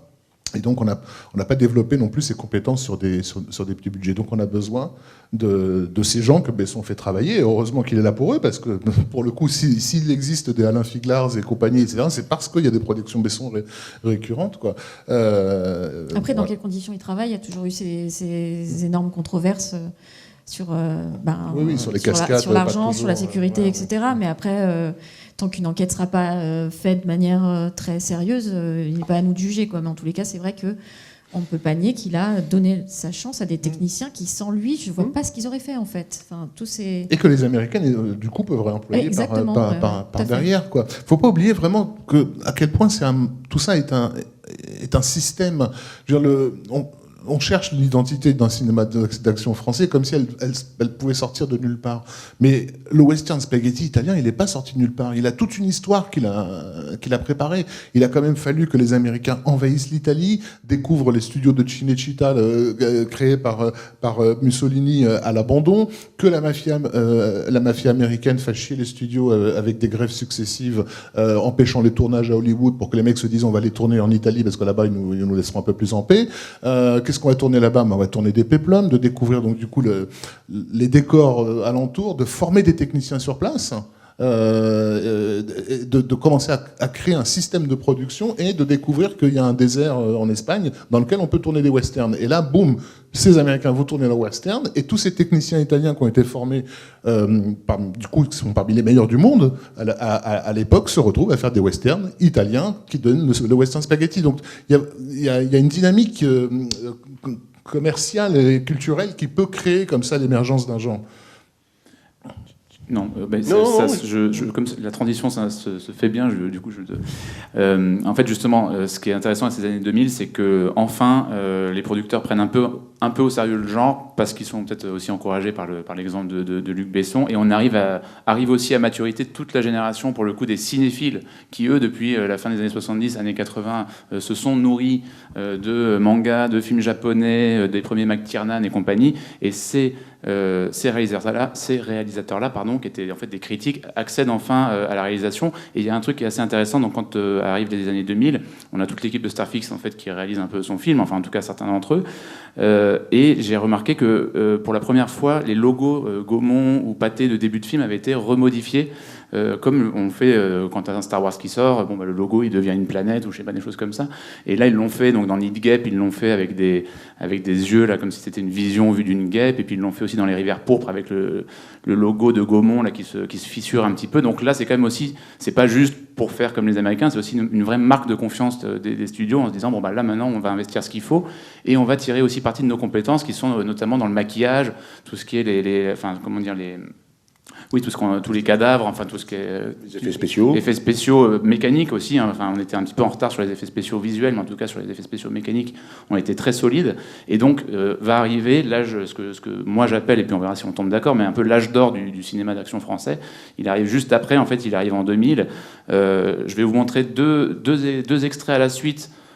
Enfin non, peut-être pas d'ailleurs, pardon. Je vais vous montrer le premier d'abord, et puis ensuite on en discutera un peu et je vous en montrerai un deuxième du même film, c'est Les Rivières Pourpres. Alors là arrive enfin quand même quelqu'un aux manettes qui sait faire du cinéma, et pour l'instant on a un petit peu parlé, on y reviendra, mais de production, de contexte et de vraiment finance en fait pour ces films-là, mais maintenant on va pouvoir un petit peu parler de mise en scène, je l'espère. Donc je vous laisse découvrir une première séquence des Rivières Pourpres.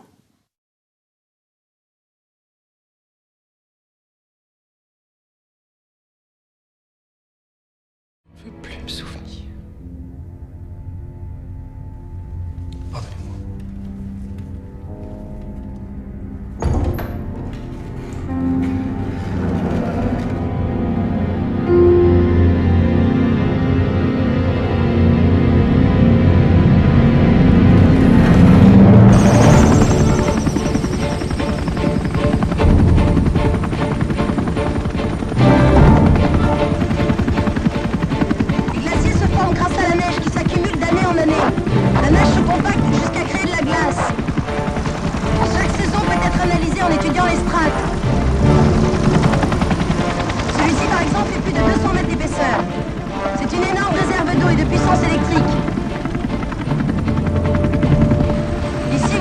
c'est de l'eau vieille de plusieurs siècles.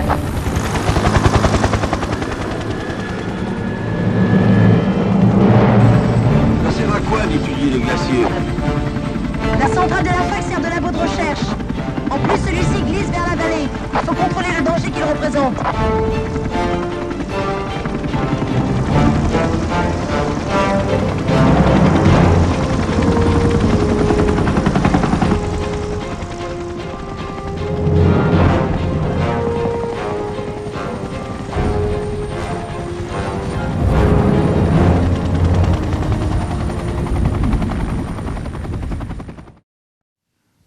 Alors c'est pas vraiment une scène d'action à proprement parler, mais moi ce qui me frappe dans cette scène, c'est que c'est enfin une scène qui a un peu d'ampleur. Voilà, et je pense que ce qui manquait peut-être jusqu'à ce film-là, enfin après on tombera d'accord ou pas sur le film exact à un ou 2 ans près, mais c'est que là on a enfin voilà, vraiment des longs plans. On va filmer sur le glacier du Mont Blanc des choses, des images qu'on n'a pas vues. On voit apparaître quand même des nouvelles images. Il y a une musique incroyable qui a après fait l'objet en plus d'un disque qui a été reprise par des rappeurs qui ont refait un disque dessus. Donc il y a vraiment aussi une sorte de maturité. Enfin, la pop culture a été un peu digérée, elle s'est introduite dans le cinéma.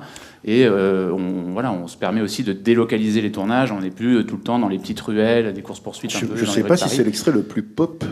Non, c'est moi qui l'ai demandé en fait cet extrait. Mais le suivant le saura parfaitement. C'est moi qui l'ai demandé cet extrait parce que lorsque le film est sorti, à l'époque je bossais dans un magazine qui s'appelait Mad Movies où on suivait un petit peu justement cette vague de cinéma dit de genre, et on était interdit de projo par l'attaché de presse qui s'occupait de ce film-là. Donc on n'a pas pu le voir et on s'en remettait aux échos des projections de presse, et tout le monde revenait en nous disant que c'était une merde absolue. Mais vraiment, il y avait pas on faisait pas dans la dentelle. Et le jour de la sortie, avec mon collègue Stéphane Moïsakis, on va donc voir le film en salle, et à ce moment-là, donc ce moment qui vient de passer, on s'est regardé tous les deux bouche bée. On s'est regardé bouche bée parce qu'on ne savait pas ce que le film allait nous réserver après. Peut-être qu'il serait décevant au final, ok. Mais là, à l'instant, on était en train de voir quelque chose qu'on ne voyait jamais, absolument jamais, dans le cinéma populaire français, qui était quelqu'un qui avait fait sienne toutes les leçons du coup de ces réalisateurs américains. Là, ce qu'on a là-dedans, c'est des choses qui sont énormément empruntées à David Fincher, et notamment... Qui dit cinéma d'action dit généralement montagne russe. Et les montagnes russes, elles se font pas uniquement sur l'action, elles se font dans la mise en scène, en fait, et dans les contrastes violents. Donc on a cette séquence qui se passe dans l'obscurité totale avec le personnage de Dominique Sanda, etc. La découverte tout d'un coup du fait qu'elle est aveugle avec ses yeux très blancs. Donc on a une espèce de montée de tension avec la musique qui monte en même temps. Et là, tout d'un coup, on a ce truc qui arrive, cette espèce de coup d'orchestre qui nous amène sur le blanc immaculé et cet hélicoptère qui arrive par-dessus, et la voix de Nadia Fares qu'on a beaucoup de mal à distinguer, qui est complètement grésillante et qui semble un peu nous crier dans les oreilles, quoi. Voilà, et toutes ces sensations-là sont des sensations dites d'action, en fait. Si un film comme Seven est vécu comme un film d'action alors que c'est un film lent, c'est parce que la mise en scène de Fincher, elle joue justement sur ces contrastes extrêmement violents. Et ça, Casso l'avait compris. Bon, malheureusement pour lui, il n'avait pas compris qu'il fallait aussi un script en béton armé pour faire un thriller, et c'est ce qu'il a perdu. Mais en dehors de ça, la mise en scène du film, elle est, pour le coup, c'était la première fois où on avait honte de personne. Enfin, pour moi, en tout cas. Voilà, on s'était hissé à un niveau d'exécution où vraiment on n'avait pas à rougir. On n'était pas en train de faire comme les Américains ou comme les Asiatiques. On faisait français, assumé, mais classe. Mais assumé... Quand tu disais exécuter, le nom est juste sur quoi. Si on reprend le projet au départ, il y a un truc qui est très drôle dans le making-of du film.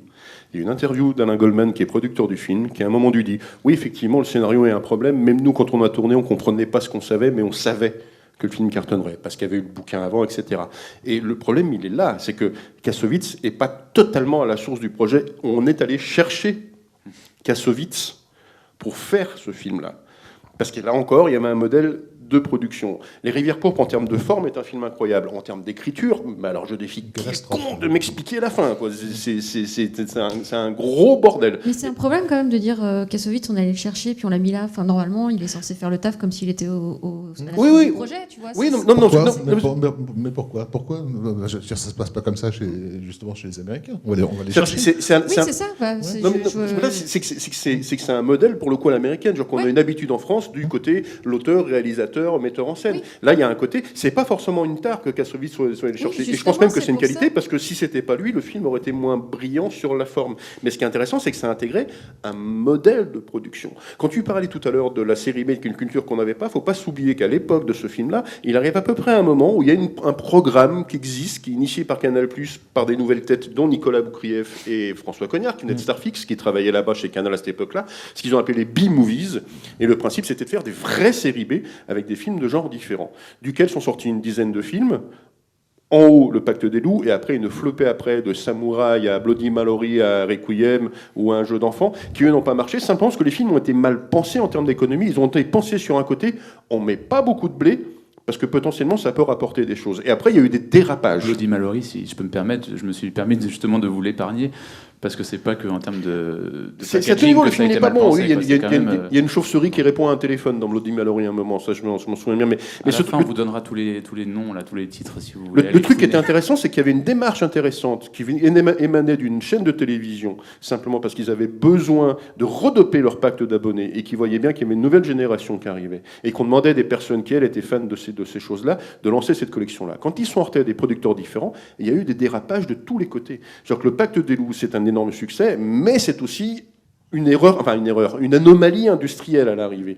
Mais les films qu'il y avait derrière, il y avait des films, moi je me souviens d'un film qui s'appelait Samouraï, qui était basé sur un cours, qui avait eu un certain succès, et ce film-là s'est retrouvé chez Pathé, où elle arrivait en production, après la sortie du Pacte des loups, qui a dit, puisque le Pacte des loups a marché, on va mettre le paquet, et il y a eu beaucoup d'argent sur un film qui en aurait mérité moins. C'est-à-dire qu'on est encore dans une échelle d'économie. C'est-à-dire qu'on sait faire du gros cinéma, mais le budget des Rivières Pourpres à l'époque, ça n'a pas dû c'est du bon rien. budget. Quoi. Non, c'est du bon budget. Il y a une question de, quand tu disais tout à l'heure, il faut investir ce qu'il faut. En France, on a un problème, peut-être un peu moins maintenant, de producteurs qui arrivent à trouver la bonne jauge. Pas investir ce qu'il faut, mais l'argent qu'il faut. Où il faut. On peut faire des très bons films d'action avec très peu d'argent, mais il faut que ce soit pensé, il faut que ce soit réfléchi en amont. Ce qui n'a pas été le cas dans les Rivières Pourpres. Coup de bol pour eux, ça marche. Mais on voit ce qui arrive derrière. Hein. Les Rivières Pourpres 2, qui n'est pas réalisé par un Manche. Olivier Dahan, c'est pas un Manche, mais le film, c'est une catastrophe. Et la série télé qui arrive derrière, c'est une catastrophe. C'est-à-dire qu'il y a quand même, malgré tout, ce problème sur le cinéma de genre en France, que oui, il faut que ce soit pensé en termes d'efforts de production, en termes d'efforts industriels. Et c'est ce qu'on disait tout à l'heure.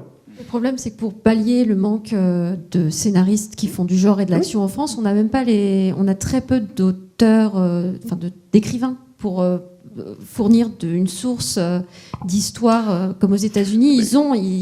C'est pas pour rien qu'il y a des adaptations. C'est pas juste parce que par fainéantise, c'est parce que aussi là est la source d'idées, de pitch vraiment efficaces. Et en France, c'est vrai qu'à part Granger, on a un peu de mal. Oui, mais donc, quand on voit les films qui en sont ressortis, c'est pas seulement Granger, parce que Granger est à l'origine du bouquin, donc why not, mais où sont les 5 ou 6 scénaristes qui vont passer derrière lui pour résoudre tous les problèmes? Mais c'est aussi dû au fait que l'écriture en France est un poste qui est sous-payé. Tout simplement. Si le jour où on aura vraiment une écriture qui sera payée correctement, où on laissera ne serait-ce que le temps de pouvoir retravailler, revenir. C'est en train de bouger là, parce que maintenant on passe d'une tradition qui est empruntée à celle des séries, où on a des pools d'écriture, on a des showrunners, des choses comme ça. Ça commence à arriver sur une forme de cinéma en France. Mais on verra les effets dans 2 ou 3 ans quand les films arriveront.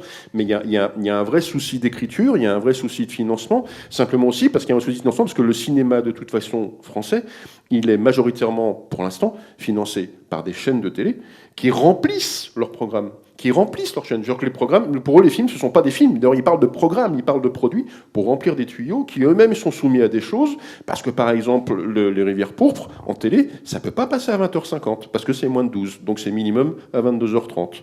Et c'est minimum 4 ou 5 ou 7 films, moins de 12, dans l'année. Genre, toutes ces données-là influent sur pourquoi est-ce qu'on ne produit pas un cinéma d'action qui sera à la hauteur d'un cinéma asiatique ou américain, alors que les compétences techniques, on les a. Hein. On a des très bons cascadeurs, on a maintenant des très bons chauffeurs-opérateurs, il y a des bons réalisateurs dans la génération qui arrive maintenant, mais c'est juste une manière à qui est destiné ce film économiquement.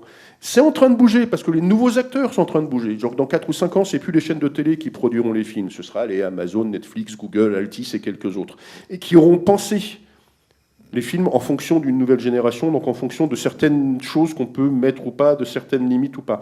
Mais là, pour l'instant, on est encore sous ce sceau-là, et qui revient au point de départ, les années 80, et qui a un modèle aujourd'hui qui est périmé, mais qui pèse encore sur la production du cinéma français en général et du cinéma de genre en particulier.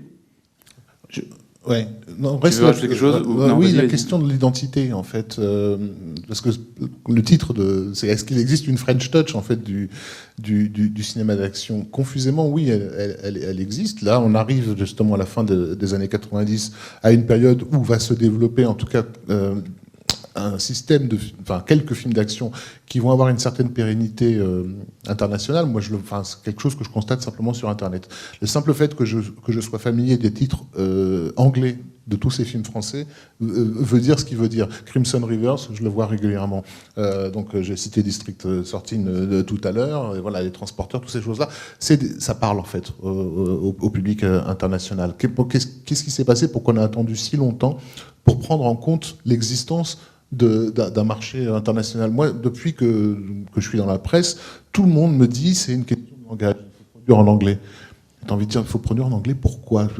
Depuis quand les Thaïlandais ont besoin que les films soient tournés en anglais? Les films sont doublés, et puis basta. Que la langue d'origine soit française ou anglaise ne change rien à l'affaire. C'est parce que culturellement, il y a l'idée que ce qui est tourné par les Américains et les Anglo-Saxons est de qualité supérieure. Donc, on va tourner en anglais pour faire croire qu'on a la même qualité que ce que les Italiens faisaient d'ailleurs déjà à l'époque de leur cinéma populaire. Mais le fait qu'on n'ait jamais profité, on nous parle de créer une Europe culturelle depuis je ne sais pas combien de temps, mais on n'a jamais pris en compte l'idée qu'on a 700 millions d'Européens qui partagent quand même un réseau de valeurs à peu près communes, et il n'y a aucun cinéma qui leur soit adressé globalement. Les grands cinéastes européens, j'entends par là ceux qui sont capables de manipuler des budgets énormes, on en a 3 ou 4 ou 5 grand maximum. En France, on a Besson. En Espagne, ils ont un mec comme Alex de la Iglesia. Voilà, je sais pas, en Angleterre, il y a Matthew Vaughan ou Edgar Wright. Pourquoi tous ces gens-là ne font pas des films qui visent un marché européen? 700 millions de personnes, c'est le double du marché américain quand même. Donc, j'ai jamais compris en fait ce qui bloquait à ce niveau-là. Derrière le Pacte des loups, et donc derrière Christophe Gans, on a, ça y est, j'ai oublié leur nom. Métropolitane. Les frères Hadida. Frères Hadida, voilà. Les frères Hadida, ils produisent True Romance de Tony Scott sur un scénario de Tarantino. Ils produisent la saga des Resident Evil 1, 2, 3, 5, 6, 18, 22, 25. Pourquoi ces gens-là ne bossent pas dans le cadre du cinéma français? J'ai jamais compris. J'ai pas accès aux secrets des coulisses, mais j'ai l'impression qu'ils sont un peu, comment dire, mis à l'écart de l'académie du cinéma français. Alors que bon, ils ont quand même prouvé qu'ils pouvaient produire des succès internationaux assez sévères, quoi. Donc il y a quelque chose de culturellement, il y a un truc sur lequel j'ai pas encore mis le doigt. On y revient après. Je voulais juste montrer une deuxième scène du pacte des rivières pourpres, parce que dans cette question, qu'est-ce que la French Touch? Je crois qu'en fait la French Touch, elle arrive quand on assume enfin notre pop culture à nous. Et on a vu là que depuis Taxi, les bandes son hip-hop commençaient à arriver. Les jeux vidéo sont beaucoup cités, notamment dans Need Gap. On passera pas l'extrait parce qu'il faut qu'on avance un petit peu. Mais là, je vais quand même vous passer cette scène donc, des rivières pourpres qui, en soi, vraiment est conçue comme un niveau de jeu vidéo. C'est vraiment le héros versus le ou les deux boss finaux. Et vous allez essayer d'être attentif au son. Vous allez voir que toute la scène est montée sur les sons d'un jeu de baston de l'époque qui était Tekken, pour ceux qui ont un peu trop joué ou un petit peu. Et donc c'est assez marrant parce que c'est très brillant pour le coup. Alors c'est peut-être la patte Kassovitz justement, même s'il a une scène de commande qui sur le scénario doit lui dire...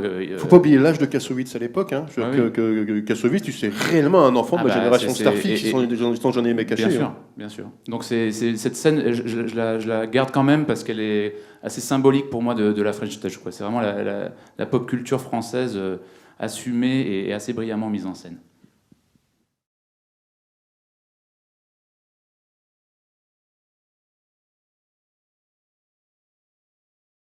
T'as l'air d'être chaud là? Viens te cogner maintenant. Viens te cogner, espèce d'enculé, hein? Oh, allez, viens, hein? Allez, viens.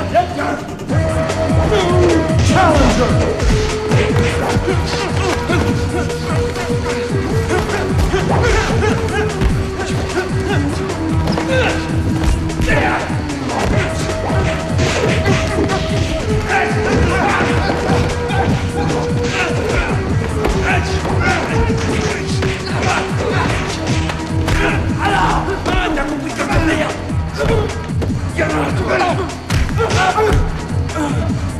Fais gaffe, il va changer son flingue. Faut le faire, accélère. Tu m'arrêtes.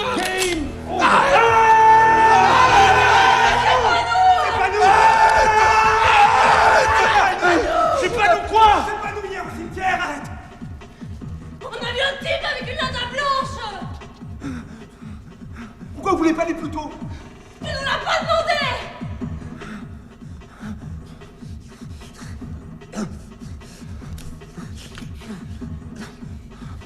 La prochaine fois que tu braques quelqu'un avec un flingue, regarde s'il y a des balles dedans, connard.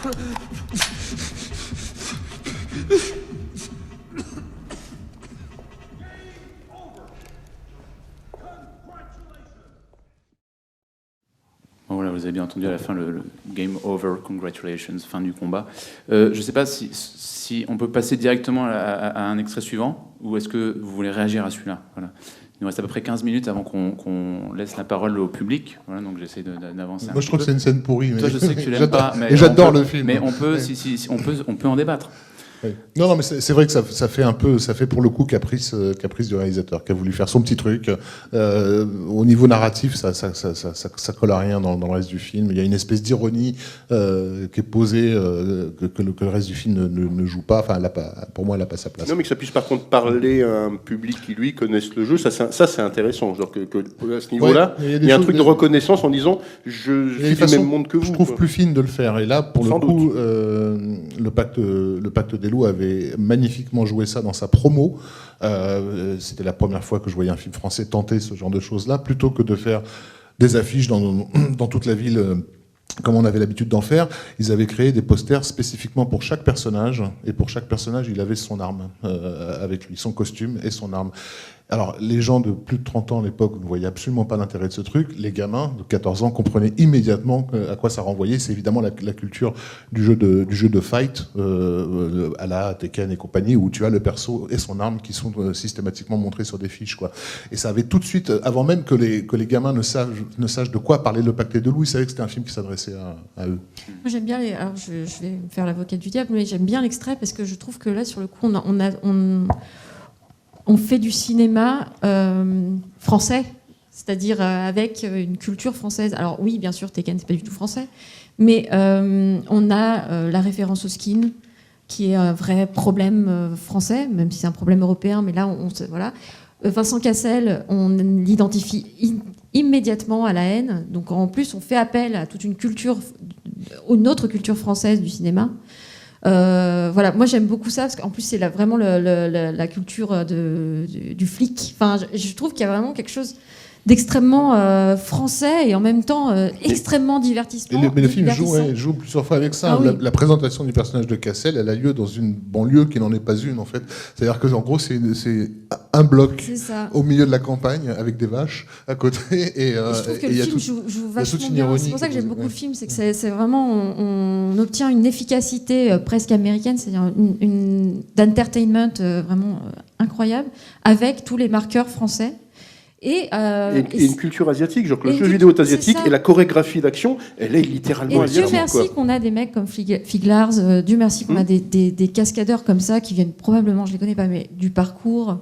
Et là, on se dit qu'il y a une espèce de grâce, d'alchimie qui fonctionne parfaitement. Je comprends qu'on puisse ne pas aimer la scène, c'est vrai qu'elle est un peu capricieuse.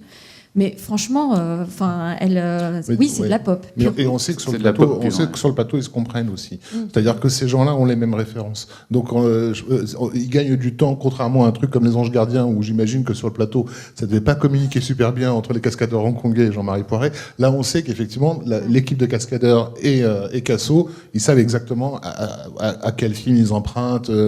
Puis il y a quelque chose de physique, en fait. On a très peu ça en France. Les action stars, les mecs qui s'engagent physiquement, et là, d'un coup, on a un combat où Cassel est complètement crédible, même si c'est ultra travaillé. Il faisait de la capoeira à l'époque. Exactement. Une petite base. Voilà. Et donc, effectivement, avoir un acteur qui est extrêmement physique, qui fait ses cascades, qui fait ses combats, et finalement, on n'a pas trop ça en France. Enfin, on l'a eu après, en fait. Mais il y a une question marrante sur le pacte et sur ce film-là, c'est que les films ont été des succès, mais que par contre, derrière, ça ne s'est pas reproduit. C'est pas, il n'y a rien, mais ça s'est pas. Il y a eu des films intéressants, mais ça s'est pas reproduit. Je peux suspendre juste au milieu de cette phrase, puisqu'on va justement regarder un extrait du Pacte des loups, et après débattre de cette question. Extrait du Pacte des loups. Donc c'est 2 ans plus tard, si je ne me trompe pas.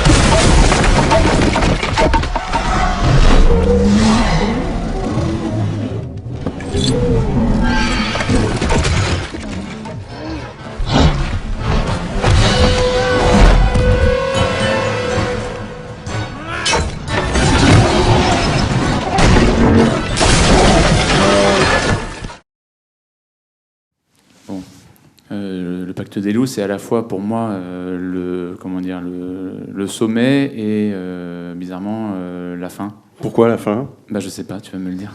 Non, je sais pas. Quand tu parlais tout à l'heure du côté de pourquoi est-ce qu'on produit pas un cinéma européen, en voyant l'extrait, je me disais, mais si on montre cet extrait-là à quelqu'un qui n'a pas vu le film, c'est assez sidérant de se dire à quel point le film est... Qu'est-ce que cette personne-là vient de voir ? Il vient de voir à la fois un western, un film médiéval, un film de monstres, un film d'action, peut-être quelque chose qui est très inspiré par Predator sur certaines choses.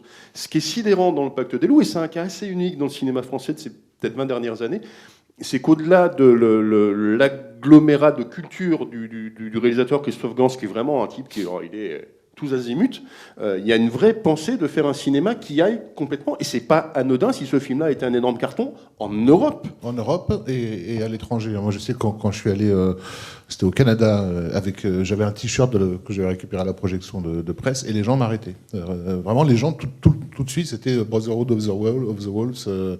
Ils avaient reconnu le titre français uniquement à la calligraphie, en fait. Donc, déjà, le film avait un impact réel.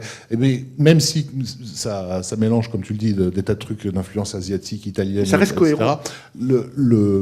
L'enrobage du film, c'est quand même la France des Lumières, et c'est très bien vu parce que c'est encore une fois quelque chose qui plaît, qui marche dans le monde. On a encore cette image de la France. Moi, je trouve que Gans, il a une énorme qualité qui est là, c'est peu partagé par, en tout cas dans le cinéma français, mais qu'on retrouve chez pratiquement tous les cinéastes d'action qu'on peut connaître ailleurs, qui est le fétichisme. C'est quelqu'un qui adore les texture. Et là, dans cet extrait, on le voit, enfin, le plaisir que prend la caméra à faire des travelling pour passer sur des choses terreuses, boisées, la peau du comédien tatouée, et bien sûr la composition, lorsqu'il se retourne pour tirer sur la bête, ce mouvement de caméra entre guillemets gratuit, il n'a pas d'autre fonction là que d'être une espèce de ballet fétichiste qui rend la chose très, très, très sexuée, quoi. Et on n'a pas du tout cette culture. Enfin, j'ai l'impression qu'on a peu cette culture de l'image. Ça, c'est la victoire de la pop culture, parce que la pop culture, c'est justement rendre fétichiser des objets du quotidien, enchanter et mettre de la magie dans des références. Je pense que c'est même au-delà de ça, c'est que les films de Gans sont mus avant tout par rapport à sa propre adolescence. Sur ce qu'il filme, c'est le cinéma qu'il aimait voir quand il était adolescent.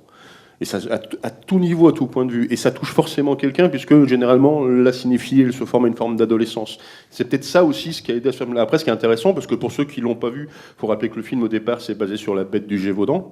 Alors après, on s'en écarte beaucoup, mais il y a quand même cette idée, effectivement, d'une culture très française, mais de l'amener vers d'autres cultures, qu'elles soient du cinéma européen, du cinéma asiatique, du cinéma japonais, donc asiatique, du cinéma américain. Il y a des choses très différentes. La seule différence qu'il y a là-dedans, c'est que le Pacte des loups, ça marche. Mais qu'après, qu'est-ce qui se passe ? Après, Gans, il met des années à refaire un film. Ce sera La Belle et la Bête.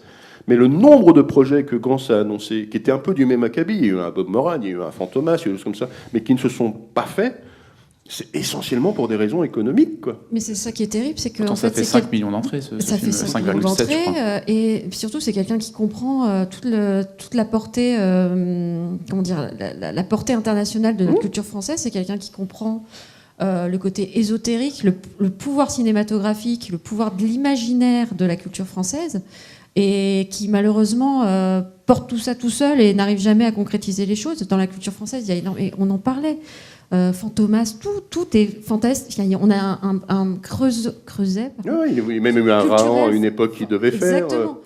Qui sont quand même des choses formidables et qui ont une portée internationale, on va dire. Qui ont existé. Enfin, il y a eu dans les années 60 une grande vague de films de KPDP français dont on a parlé tout à l'heure, mais et de coproduction internationale aussi beaucoup, mais qui fonctionnaient aussi sur l'écroulement du système de studio hollywoodien. Il avait quand même fallu attendre que les Américains commencent à chuter en termes d'entrée pour que l'Europe se réveille. Et ça, encore une fois, j'ai pas compris pourquoi, à une époque où l'Europe économique n'était pas encore faite, il existait un cinéma culturel, européen, avec des acteurs allemands, italiens et français dans les mêmes équipes. Et au fil de la construction de l'Europe, ce cinéma européen a disparu. C'est ce qui, à outrance, a donné ce qu'on a appelé les europuddings, qui étaient des trucs où c'est là pareil, c'était des questions de fonctionnement économique selon les pays qui amenaient des quotas, des choses comme ça, et qui ont amené des films où des producteurs ont pensé que des sujets historiques, mais traités de manière historique, parfois même très académique, pourraient plaire aux gens. Et sauf que ça s'est effondré à chaque fois et que ces films-là coûtaient cher. Là où effectivement l'intérêt était de produire plutôt des films qui étaient du cinéma populaire d'action. On arrive plus ou moins. Mais sur le fait qu'il n'y ait pas eu de suite, effectivement, on remet encore une fois le budget en avant. À croire que le Pacte des loups n'a pas rapporté d'argent. C'est ça que je. Enfin, il est extrêmement cher. En plus, il était cher et rentable. Au départ, il ne devait pas être très cher. Là aussi, je vous renvoie au making-of qui est assez formidable. Il ne devait pas être très cher parce qu'il était dans la lignée des B-movies de la collection de Canal. Et après, il y a des choses qui ont fait entre les envies de Gans, entre les autres producteurs qui sont entrés dedans, que le budget a gonflé et est devenu un assez gros budget. Et d'ailleurs, quand le film est sorti, il y a eu une énorme trouille chez ces producteurs, dire si ça marche pas, qu'est-ce qu'on fait ? Et ils ont eu le bol que... Mais ce qui est marrant, c'est que cet exemple-là n'ait pas été suivi d'une politique derrière, d'une impulsion pour se dire c'est possible, ça marche. Qu'est-ce qui fait qu'on n'y va pas ? Oui, une preuve qu'il n'y a pas de marché, une preuve qu'il n'y a pas de dynamique de production derrière. Et d'ailleurs, on va projeter là, à bout portant d'ici une demi-heure, trois quarts d'heure ici même. Maintenant, il y a 10 ans plus tard. Vous voulez passer un extrait de Need Gap aussi ? Non, alors parce qu'en fait, on n'a plus le temps. Need Gap, c'était un cas intéressant. Need Gap, ça a été un énorme bide. Il n'a absolument pas du tout été soutenu par la presse quand il est sorti. Et le public, à l'époque, commençait déjà à en avoir un peu marre de Sami Nasseri, du fait des taxis, et donc à bouder le film, en grande partie parce qu'il y avait eu un scandale où il avait tapé une hôtesse de l'air ou un truc, je sais plus exactement c'était quoi, et le film a pâti de ça. Mais je me souviens qu'à l'époque, On enjoignait tous nos lecteurs à aller voir le film et on voyait bien sur les forums que les gens n'y allaient pas malgré nos conseils répétés, quoi. Et je pense que là, pour le coup, contrairement au Pacte des loups, qui a vraiment, dans sa campagne de marketing, a joué les signes annonciateurs de « je vous comprends », c'est pour ça que je disais qu'elle était vraiment bien faite, cette campagne de promotion. Need Gap, il a été balancé un peu comme ça, vraiment juste avec une affiche, film d'action français avec Samina Seri.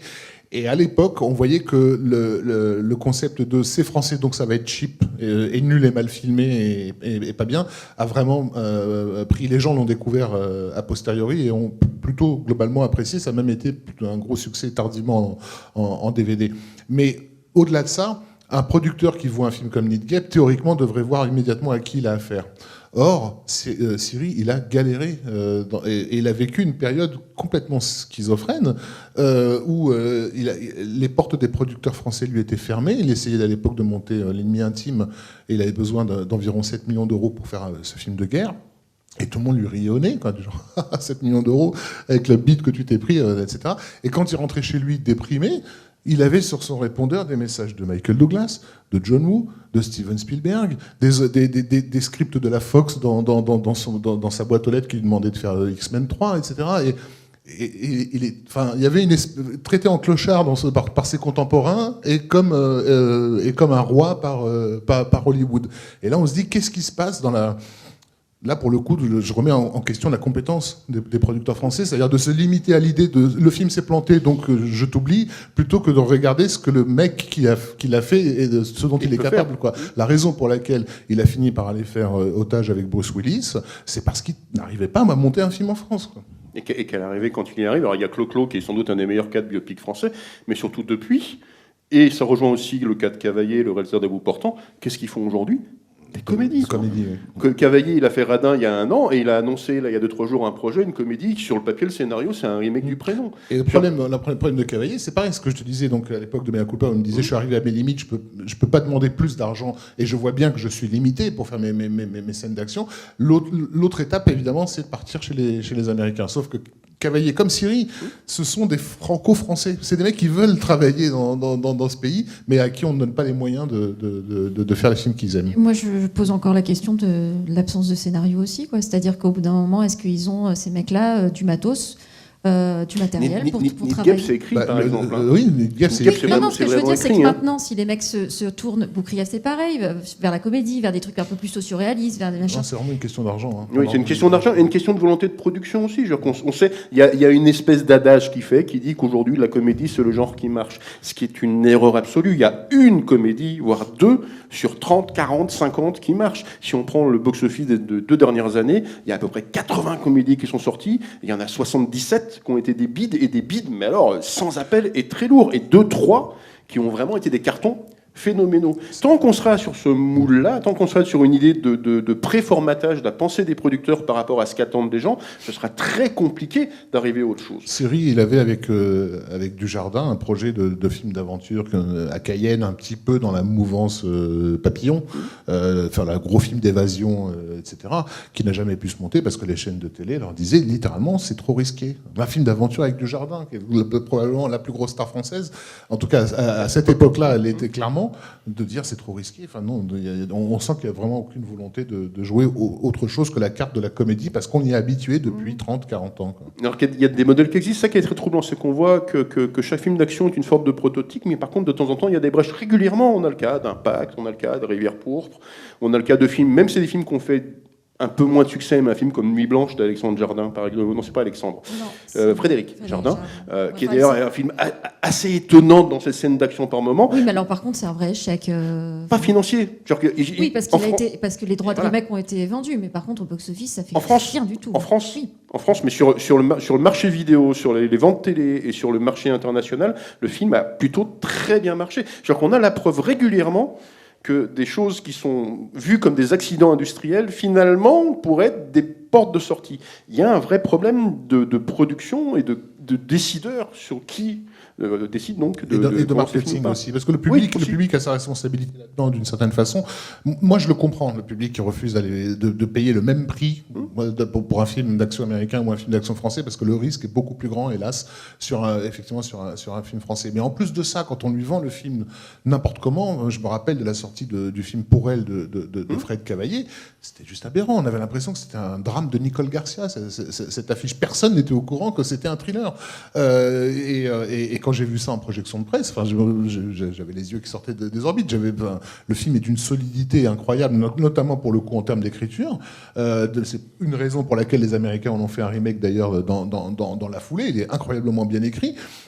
Qu'est-ce qui s'est passé pour que les gars se disent on va mettre une femme dans un aéroport avec marqué Pour elle, et tout le monde comprendra que c'est un thriller tendu. Non, je sais pas. Donc du coup, Cavaillé, sur la suite, il a fait OK, je fais plus cette erreur. Mon prochain film s'appelle À bout portant. On va avoir une énorme cible sur l'affiche et un type en train de courir. Là, bon, et du coup, il fait 1 million d'entrées. Il y a aussi ça à prendre en compte. Quoi.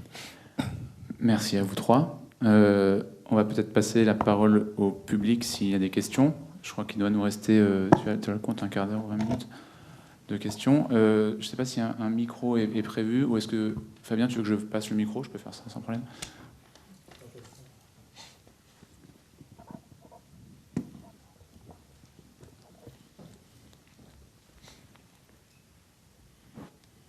Merci, bonjour. Vous parliez notamment tout à l'heure de Fred Cavaillé et de ses projets qui semblaient être obligés de faire des comédies maintenant pour pouvoir continuer à faire du cinéma. C'est un peu désespérant. Et alors la question que j'aimerais vous poser, c'est est-ce que justement il y a un peu d'espoir pour le cinéma d'action français? Ça va dépendre des générations de producteurs à venir, mais je pense aussi que ça va dépendre, et c'est là où c'est plutôt encourageant, des nouveaux financeurs du cinéma. Genre qu'on voit bien aujourd'hui, ce qu'on disait tout à l'heure, dans moins de 10 ans, il y aura énormément de films qui seront produits par Altis pour sa chaîne de télé, Netflix produira des choses en France, Amazon produira des choses en France, des choses comme ça. Ça va dépendre de ce curseur-là, à quel point ce curseur-là va arriver en France. Ce qui est sûr, c'est que leurs méthodes de financement sont très différentes dans la mesure où il n'y a pas d'attente de retour sur production. C'est juste le côté de mettre une somme d'argent parfois intéressante pour un metteur en scène et de lui donner une certaine liberté, pour l'instant. À partir de là, on verra si ça attire effectivement des gens ou pas. Après, ce qui est étonnant sur le cinéma d'action, c'est qu'il y a des choses qui se font, mais hors des clous, hors du circuit. Il y a pas mal de gens aujourd'hui qui font des films dans leur coin, machin, avec des écrits bricolés. Alors après, ça donne quelque chose qui techniquement n'est pas forcément satisfaisant, qui en termes d'acteurs n'est pas forcément satisfaisant, parce que quand on fait un film avec ses potes, on n'a pas forcément des très bons acteurs derrière, mais il en émerge des petites choses. C'est encore des pousses, des brèches. Mais je pense que tant qu'on sera sur ce système de production lié majoritairement sur les séries télé et le fait qu'un film d'action coûte cher, donc en France, c'est majoritairement les majeures compagnies françaises qui produisent, tant qu'on en sera sur ce système-là, tant qu'il n'y aura pas une nouvelle génération qui va arriver derrière... Oui. Et l'aval des chaînes de télé. Hein. Oui. Sur le cinéma français, ça a joué énormément, si je peux me permettre, mais ça me fait penser à une anecdote de Pierre Lafargue, qui donc a réalisé un film avec MC Jean Gabin, qui s'appelait Black, et qui, dans les négociations avec les chaînes de télé, s'entendait dire littéralement votre projet est risqué parce que c'est un film qui s'adresse essentiellement au public noir et il n'y a pas de noirs en France. On lui disait littéralement ça. Vous l'avez vu en salle, moi aussi, et franchement, c'est pas mal. C'est pas mal. Pour un film fait avec un budget aussi étroit, il s'en est quand même plutôt bien sorti, quoi. Mais il a été aidé par personne, ce film-là. Il s'est fait complètement en dilettante. Mais de s'entendre dire il n'y a pas de noirs en France, entendu comme si le film ne s'adressait qu'à eux, sous prétexte qu'il s'appelle Black. Mais ça témoigne d'une déconnexion avec le public populaire qui est juste ahurissante. Mais c'est une question de temps. Je pense qu'il y aura une génération après de décideurs qui va arriver et qui viendra de la même génération que nous, même plus jeune, et qui aura passé ces codes-là. Ça va être long. Il me semble que Netflix produit déjà un film français là, avec Vincent Baz. Oui, ils ont commencé. Mais alors, après, les enjeux économiques ne sont pas tout à fait les mêmes parce que les films ne sortent pas en salle et que la rentabilité est très, très différente. Une chaîne comme un Netflix ou ce que lance Amazon ou d'autres, Netflix, ils ont 100 millions d'abonnés. Donc ça veut dire qu'ils ont potentiellement 900 millions d'euros qui arrivent par mois pour produire des films. Enlevons une moitié peut-être pour tout ce qui est des frais généraux, c'est-à-dire qu'il reste 450 millions pour produire des choses. c'est pas rien. Altis, c'est pareil. Si vous êtes des abonnés SFR, vous vous êtes peut-être un peu fait enfler en ayant depuis quelques mois un prélèvement obligatoire pour leur chaîne qui est à 5 € pièce. Il y a 12 millions d'abonnés Altis en France. 12 millions fois 5 €, ça fait 60 millions par mois qui arrivent. Il y a de quoi produire des choses avec. Après, la question, ça va dépendre des personnes qui seront à la tête des branches cinéma, de ce qu'ils ont envie de faire, de ce qu'ils ont envie de produire et de leur pensée. Mais on peut supposer qu'il y aura les générations changeant, que ça va bouger. Ça sera peut-être un peu plus long que prévu. Après, sur du cinéma d'action pur et dur, ça nécessitera peut-être plus d'argent que prévu. Ça nécessitera peut-être effectivement des choses qui soient pensées de manière plus internationale, en tout cas pour ce qui sortira en salle. Là, on va y venir. À un moment ou à un autre, il y aura une nécessité, genre que quand les salles de cinéma vont se sentir menacées par ces nouveaux diffuseurs, ils vont y venir parce ils vont pouvoir préserver leur précaré. Donc ils auront besoin de films que les gens auront besoin d'aller voir en salle. Soit ils iront sur le côté le plus grand dénominateur commun et on ira encore plus de comédies qui seront bas de gamme, bas de plancher, parce que soi-disant ça parle à tout le monde, ce qui est de moins en moins le cas. Soit au contraire, il y aura des gens qui penseront à ouvrir des choses. Il y a des producteurs français aujourd'hui qui commencent à émerger et qui commencent à penser dans ce sens-là. Mais le temps du cinéma, c'est un temps long, donc il faudra encore du temps pour que ça arrive. Ce qui risque de l'accélération, c'est effectivement une accélération des modèles économiques qui arrivent. On sait très bien là qu'aujourd'hui, la chronologie des médias en France, dans 6 mois, elle va changer. C'est-à-dire qu'il y a un gouvernement qui s'est pointé et qui a dit « on vous met un médiateur ». Si dans 6 mois, vous n'êtes pas d'accord, on va négocier, nous. Donc, il y aura des changements. Ça ne se passera pas sans casse, parce qu'il y a des pressions de tous les côtés entre les exploitants, les producteurs, les diffuseurs, le rôle de Canal+ aujourd'hui, qui est quand même encore important dans le cinéma français. Donc, il y aura des résistances à ça. Mais à un moment, ils n'auront pas le choix. C'est un modèle qui va imploser, et il faudra forcément arriver à faire des films différents pour qu'ils puissent toucher le public actuel, qui sinon n'ira plus en salle du tout. Ça arrivera. Ça arrivera, donc l'espoir, oui, on l'a. Après, la question, c'est est-ce qu'on aura les bons réalisateurs, les bons scénaristes ? J'ai l'impression quand même que dans les nouvelles générations... Ils sauront où faire leur marché. Je ne connais pas la politique culturelle à l'intérieur d'une entreprise comme Netflix, mais quand on voit ce que pas mal de réalisateurs français frustrés, d'aspirants réalisateurs, qui ont préféré balancer leurs courts-métrages sur YouTube et du coup de les tourner en anglais pour se faire un nom. Il y en a quand même certains qui ont commencé à se faire remarquer. Je ne serais pas étonné qu'ils soient parmi les premiers à se retrouver à bosser dans ce système-là. Ils ont un sens de l'économie. Voilà. La seule chose qui va manquer à un moment ou à un autre, pour moi, c'est une structure. C'est-à-dire que là, effectivement, Besson n'a pas rempli son rôle, puisque ça aurait dû être le rôle d'Europa que d'offrir cette structure-là. Mais celui qui réussira à développer des studios modernes dans lesquels toute cette nouvelle génération de petits malins va pouvoir venir tourner ses films sur des multiples plateformes streaming et compagnie, celui-là aura pioché voilà. Et ça passera aussi par un changement institutionnel. Genre on voit bien aujourd'hui le nombre de réticences, le nombre de fois on entend parler des gens qui veulent faire des films de genre, qui se heurtent au CNC, qui se heurtent aux commissions. Moi, j'ai fait partie d'une commission de lecture de scénario au CNC et il y a un film d'action qui était un peu sur fond de SM qui a été retoqué par 2 personnes à l'intérieur simplement parce qu'elles estimaient que les couleurs des murs qu'il y avait à l'intérieur nous disaient c'est pas possible. Cette couleur-là, c'est pas possible. On en est là. Et le projet n'est pas passé.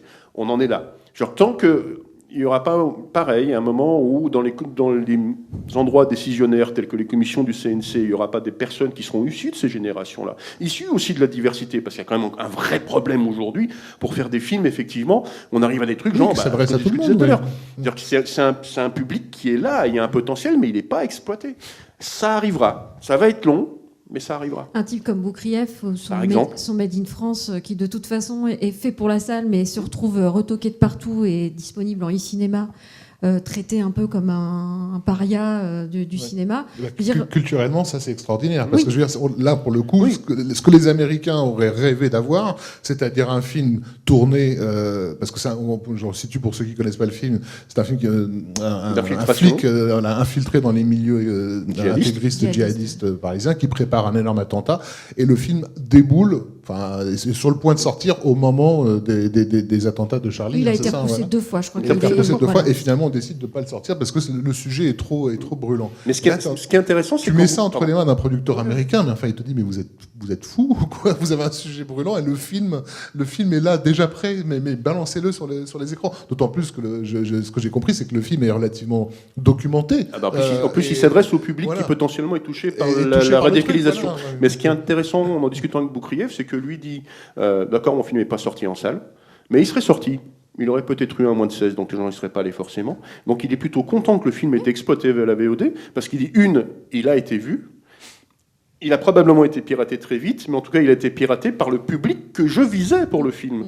Donc pour lui, alors évidemment, en termes économiques, c'est différent, mais ça n'a pas empêché que le public qui visait par le film a peut-être eu plus de chances de le voir par ce biais-là que sur la salle, ou entre une affiche qui était un peu curieuse et peut-être un traitement médiatique qui aurait été très compliqué et une interdiction en moins de 16, c'est pas un public qui y serait allé.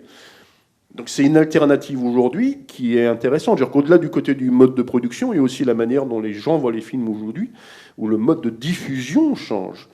Mais il faut juste aujourd'hui que l'industrie fasse un tout petit effort sur la manière de parler et de publiciser les films qui ne sortent pas en salle. Parce qu'aujourd'hui, tout ce qui est VOD et cinéma, c'est une catastrophe. Il n'y a pas de pub, il n'y a pas de communication. Donc effectivement, tant que les réalisateurs ne se sentiront pas valorisés s'ils ne passent pas par la salle, on aura un problème. Ils voudront être en salle parce qu'ils auront une machine marketing qui les accompagnera. Si jamais Netflix ou le e-cinéma ne fait pas d'effort de communication, je ne pense pas que les réalisateurs soient très très attirés par ce médium pour l'instant. Après, il y a le modèle économique, c'est-à-dire ça se voit dans le cas américain, par exemple sur le cas de Jérémy Saunier, quand il veut faire certains films, son dernier en date dont le titre m'échappe mais qui est passé par Sundance ne se faisait pas. Netflix appelle en disant voilà, on te file une somme X qui a été 4 fois ou 5 fois plus cher que tout ce qu'il aurait pu récolter par les voies de production habituelles. Tu as une liberté totale, son film se fait, passe dans certains festivals, gagne des prix, et serait, parce qu'on n'a pas les chiffres d'audience de Netflix, donc c'est compliqué, un assez gros carton. Je pense aussi qu'il y a des réalisateurs qui commencent à penser à ça, qui commencent à se dire... On a eu Fabrice Duvels l'année dernière, qui a avec fait Message to the King. Message to the King, un film Netflix, et il a bénéficié d'une relative liberté créative. Le film est visuellement, parce qu'il faut aussi compter avec le fait que le streaming n'arrive pas aujourd'hui uniquement sur des téléphones portables. Il arrive aussi chez des gens qui sont équipés, qui ont des écrans de plus en plus beaux, la reproduction des couleurs. Je pouvais comprendre que dans les années 80, le fait de se dire mon film finalement ne passera pas par le circuit salle et va aller directement en vidéo, c'était terrible pour un mec qui a un peu chier son image et qui se retrouve avec de la VHS, mais on n'est plus dans cette dynamique-là. Aujourd'hui, ton film, il peut être vu d'une bonne façon chez soi. Donc du coup, et je pense qu'une fois qu'un Martin Scorsese va débouler, ils vont laisser un petit peu tomber leurs airs de diva et de ne pas vouloir toucher à Netflix. On prend une autre question. Sachez aussi que de toute façon, à l'issue de cette table ronde, on sera au café donc, du Forum des Images pour poursuivre éventuellement avec vous, pour boire. Mais non, enfin écoute, un verre d'eau, c'est tout. S'il y a d'autres questions, on peut en prendre encore une, voire deux. Ça dépend de mes collègues et de la précision incroyable de leurs réponses. Y a-t-il d'autres personnes? Oui, merci beaucoup. Moi, bonsoir, merci pour cette... Et c'est pas une question, c'est plus une réflexion. J'ai l'impression qu'aujourd'hui en France, on a besoin on est dans une culture très bourgeoise, notamment en cinéma, et qu'on n'a pas forcément envie qu'il y ait des classes populaires qui accèdent à cette catégorie socio-professionnelle. C'est tout con, mais c'est vrai. Je le vois sur des commissions CNC, par exemple. C'est clairement ça. C'est-à-dire qu'on a... une envie d'un cinéma très, très bourgeois qui se passe en général dans des milieux aisés ou qui reproduit des schémas narratifs issus de la littérature française respectable, et le reste, ça ne l'intéresse pas, quoi. Ça commence à bouger un petit peu. Un petit peu. C'est très rare. Il faut quand même le CNC, il n'y a pas longtemps, a lancé des systèmes d'études, d'écriture de scénarios, de films de genre. Ça commence à bouger. Mais je pense que c'est une question, on est tout à l'heure, de génération qui arrive à ce pouvoir-là, et qu'effectivement... Ça reste un peu la cour de Versailles. Hein, oui, c'est bon, on est d'accord. Vous parlez des histoires que la France produit, vous parlez des gens qui travaillent. Les gens qui font les films. Ah, oui. Et c'est pas un hasard. Hein. Florent Emilio Siri vient d'une cité minière. Fred Cavaillé, il vient d'un petit bled breton. Richet, c'est quelqu'un d'ancestralement de gauche et militant.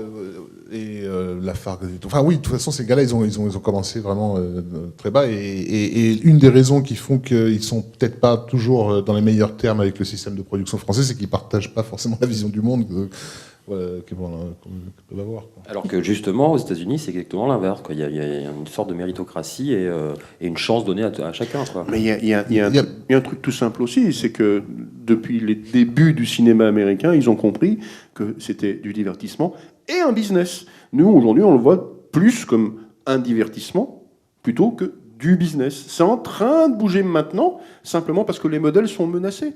Simplement parce que la salle aujourd'hui de cinéma se sent menacée. Mais elle ne se sent pas menacée parce qu'elle a moins de films. Il y a plus de films qui sortent en France qu'à une époque. Mais elle se sent menacée qu'il y ait moins de spectateurs et que du coup leur part de marché... Il y a une étude qui est tombée récemment, on voyait que la part de marché du cinéma, c'était pas le ticket qui faisait la rentabilité d'une salle, c'était la vente de pop-corn. Le jour où il y a moins de gens qui ont mangé moins de pop-corn, bon, et leur système de carte d'abonnement, là on n'aura pas le temps, mais il y a plein de choses qui seraient à dire là-dessus. C'est-à-dire que le jour où d'un seul coup on démontrera qu'il peut y avoir une coexistence entre la salle et les nouveaux modes de diffusion, tout ça va sauter va s'arranger très très très vite. Mais cette marge-là va être longue. Au Festival de Cannes 2006, il y avait une espèce de congrès, un groupe des exploitants, une conférence sur les problèmes du téléchargement, évidemment, déjà. Et donc, ils avaient des rapports paniqués, comme quoi entre 15 et 20% des films français étaient téléchargés illégalement sur Internet. Ils semblaient découvrir le truc, quoi. Et c'était le grand effroi. Et ce que je trouve extraordinaire, c'est que personne n'a posé la question, mais il y a 80% des films français que personne ne pirate, ça vous inquiète pas. C'est-à-dire que même quand c'est gratuit, ils n'en veulent pas. Donc effectivement, ils ne pensent pas tellement en termes de marché. Là, récemment, il y a eu le congrès des exploitants. La chose qui a plus attiré les exploitants, ça a été un ticket parfumé. Un ticket parfumé qui aurait une odeur de pop-corn, notamment une odeur de pop-corn salé, parce que maintenant le salé va arriver dans les salles en France. Et il y a 2 jours, il y avait des assises du cinéma à Beaune, et il y a des gens qui sont dans des postes importants, qui sont revenus sur l'idée un film qui ne sort pas en salle n'est pas un film de cinéma. Ça, c'est un vrai problème. Genre, on peut penser qu'effectivement, le cinéma, c'est dans les salles, et c'est vrai qu'une vision chez soi ne remplacera jamais l'expérience collective qui est en salle, la démarche d'y aller. Ça, c'est évident. Mais par contre, aujourd'hui, il y a des films qu'on peut voir en streaming, en VOD, qui ont plus de cinéma que beaucoup de films, quelle que soit la nationalité, qui sortent en salle. Et dans des conditions de projection qui peuvent être carrément, parfois, hélas, supérieures à beaucoup de salles. Notamment beaucoup de gens aussi disent que les séances normales se dégradent aussi beaucoup. C'est-à-dire qu'il y a un public qui se dégrade, il y a, avec les téléphones portables, avec tout ça. Oui, mais ça, c'est une question d'éducation et de pédagogie aussi à faire. Oui, mais bon, toujours est-il que c'est difficile de demander à quelqu'un d'adorer tel un dieu l'expérience collective du cinéma quand il ne peut pas profiter de son film. Bien sûr, mais quand elle se passe bien, un film vu en salle ne vaudra jamais. Pour X raisons. Mais on est d'accord qu'à ce moment-là, on est dans des conditions de cinémathèque. Dans des conditions optimales, voilà, bien sûr. C'est quand même... Mais genre, du moment où les gens qui sont décisionnaires continuent à sortir des phrases comme un film qui ne sort pas en salle n'est pas un film de cinéma, il y aura un problème. Aujourd'hui, il y aura un problème. Vu le... Qui sont aussi souvent les mêmes personnes qui vont avoir tendance à... Pardon. Qui sont aussi souvent les mêmes personnes qui vont avoir tendance à regarder avec dédain tout le côté un peu forain des nouveaux formats. Genre, Gravity n'est pas sorti en France comme il a été pensé, parce que le film a été tourné pour l'IMAX et aucune salle IMAX ne le diffusait en France. Mais donc ça leur pose pas de problème parce que c'est forain, c'est du cirque. Donc voilà, t'as envie de leur dire, mais attendez, si vous voulez que les gens payent un prix fort pour aller en salle, vivre une expérience collective et que vous leur garantissez pas le spectacle, pour le coup forain, l'aspect immensément spectaculaire d'une salle de cinéma, vous voulez quoi exactement? Donc voilà, enfin moi je suis chez moi, j'ai mon écran 16:9 qui m'a coûté une plaque, à la place d'acheter une voiture, je me suis pris un vidéoprojecteur à 3000 balles. Non mais vraiment, les gens pensent comme ça. Il y a des gens qui se disent je n'achète pas de voiture, je me fais une salle de cinéma privée. Qu'est-ce qu'ils vont aller payer 10 € pour voir un petit écran mal foutu, quoi? Est-ce qu'il y a peut-être une dernière, et puis après on prolongera à l'extérieur. Bonsoir. Déjà, merci. J'ai passé un très bon dimanche grâce à vous. C'est déjà ça? Oui, non, vraiment très, très instructif. Alors, je suis très néophyte, donc pardonnez-moi si ma question est un peu idiote. Est-ce que dans tous les films de genre français qui ont été faits, il y en a un qui a reçu le CNC? Probablement. Oui. Probablement, il y a certains films, effectivement, en fonction peut-être de leurs producteurs. Si on parle effectivement des films des années 80, type Les Spécialistes et autres, oui, ces films-là les recevaient, ou même avant. Ça posait pas de soucis. Pardonnez-moi, je vais vous préciser à partir des années 2000. Oui. Non, ceux qui ont le plus souffert de ne pas recevoir d'avance sur recette, par exemple, etc., c'est des films à petit budget. Donc c'est pas des films d'action, c'est des films à petit budget, notamment les films d'horreur, qui étaient très mal vus par ces commissions. Et c'était d'autant plus paradoxal que ces commissions avaient pour mission d'utilité publique d'aider le jeune cinéma français dit d'auteur. Et là, on avait des gens qui étaient auteurs de leur propre scénario, donc auteurs par définition, qui faisaient des films difficiles à produire, donc qui rentraient complètement dans la case prévue par l'avance sur recette, mais que l'on dégageait simplement parce qu'on considérait que l'horreur était un genre commercial. Et eux de dire, bah non, mais sauf que nos films ne marchent pas. Donc en gros, il y avait beaucoup de malentendus autour de ça. Donc c'est surtout les films d'horreur qui auraient dû bénéficier de ces aides-là et qui ne les ont pas eues. Mais ce qui est intéressant devant nous, c'est qu'il y a tellement de guichets de financement possibles qu'aujourd'hui, à moyen terme, on commence à voir des films qui sont faits sans les télévisions, on commence à voir des films qui sont faits sans le CNC. Le problème, c'est qu'un film fait sans le CNC, s'il n'est pas agrémenté par le CNC, juridiquement, c'est pas un film. Vous pouvez l'appeler comme vous voulez, une table, une chaise, un éléphant, une charcuterie. Juridiquement, ce n'est pas un film.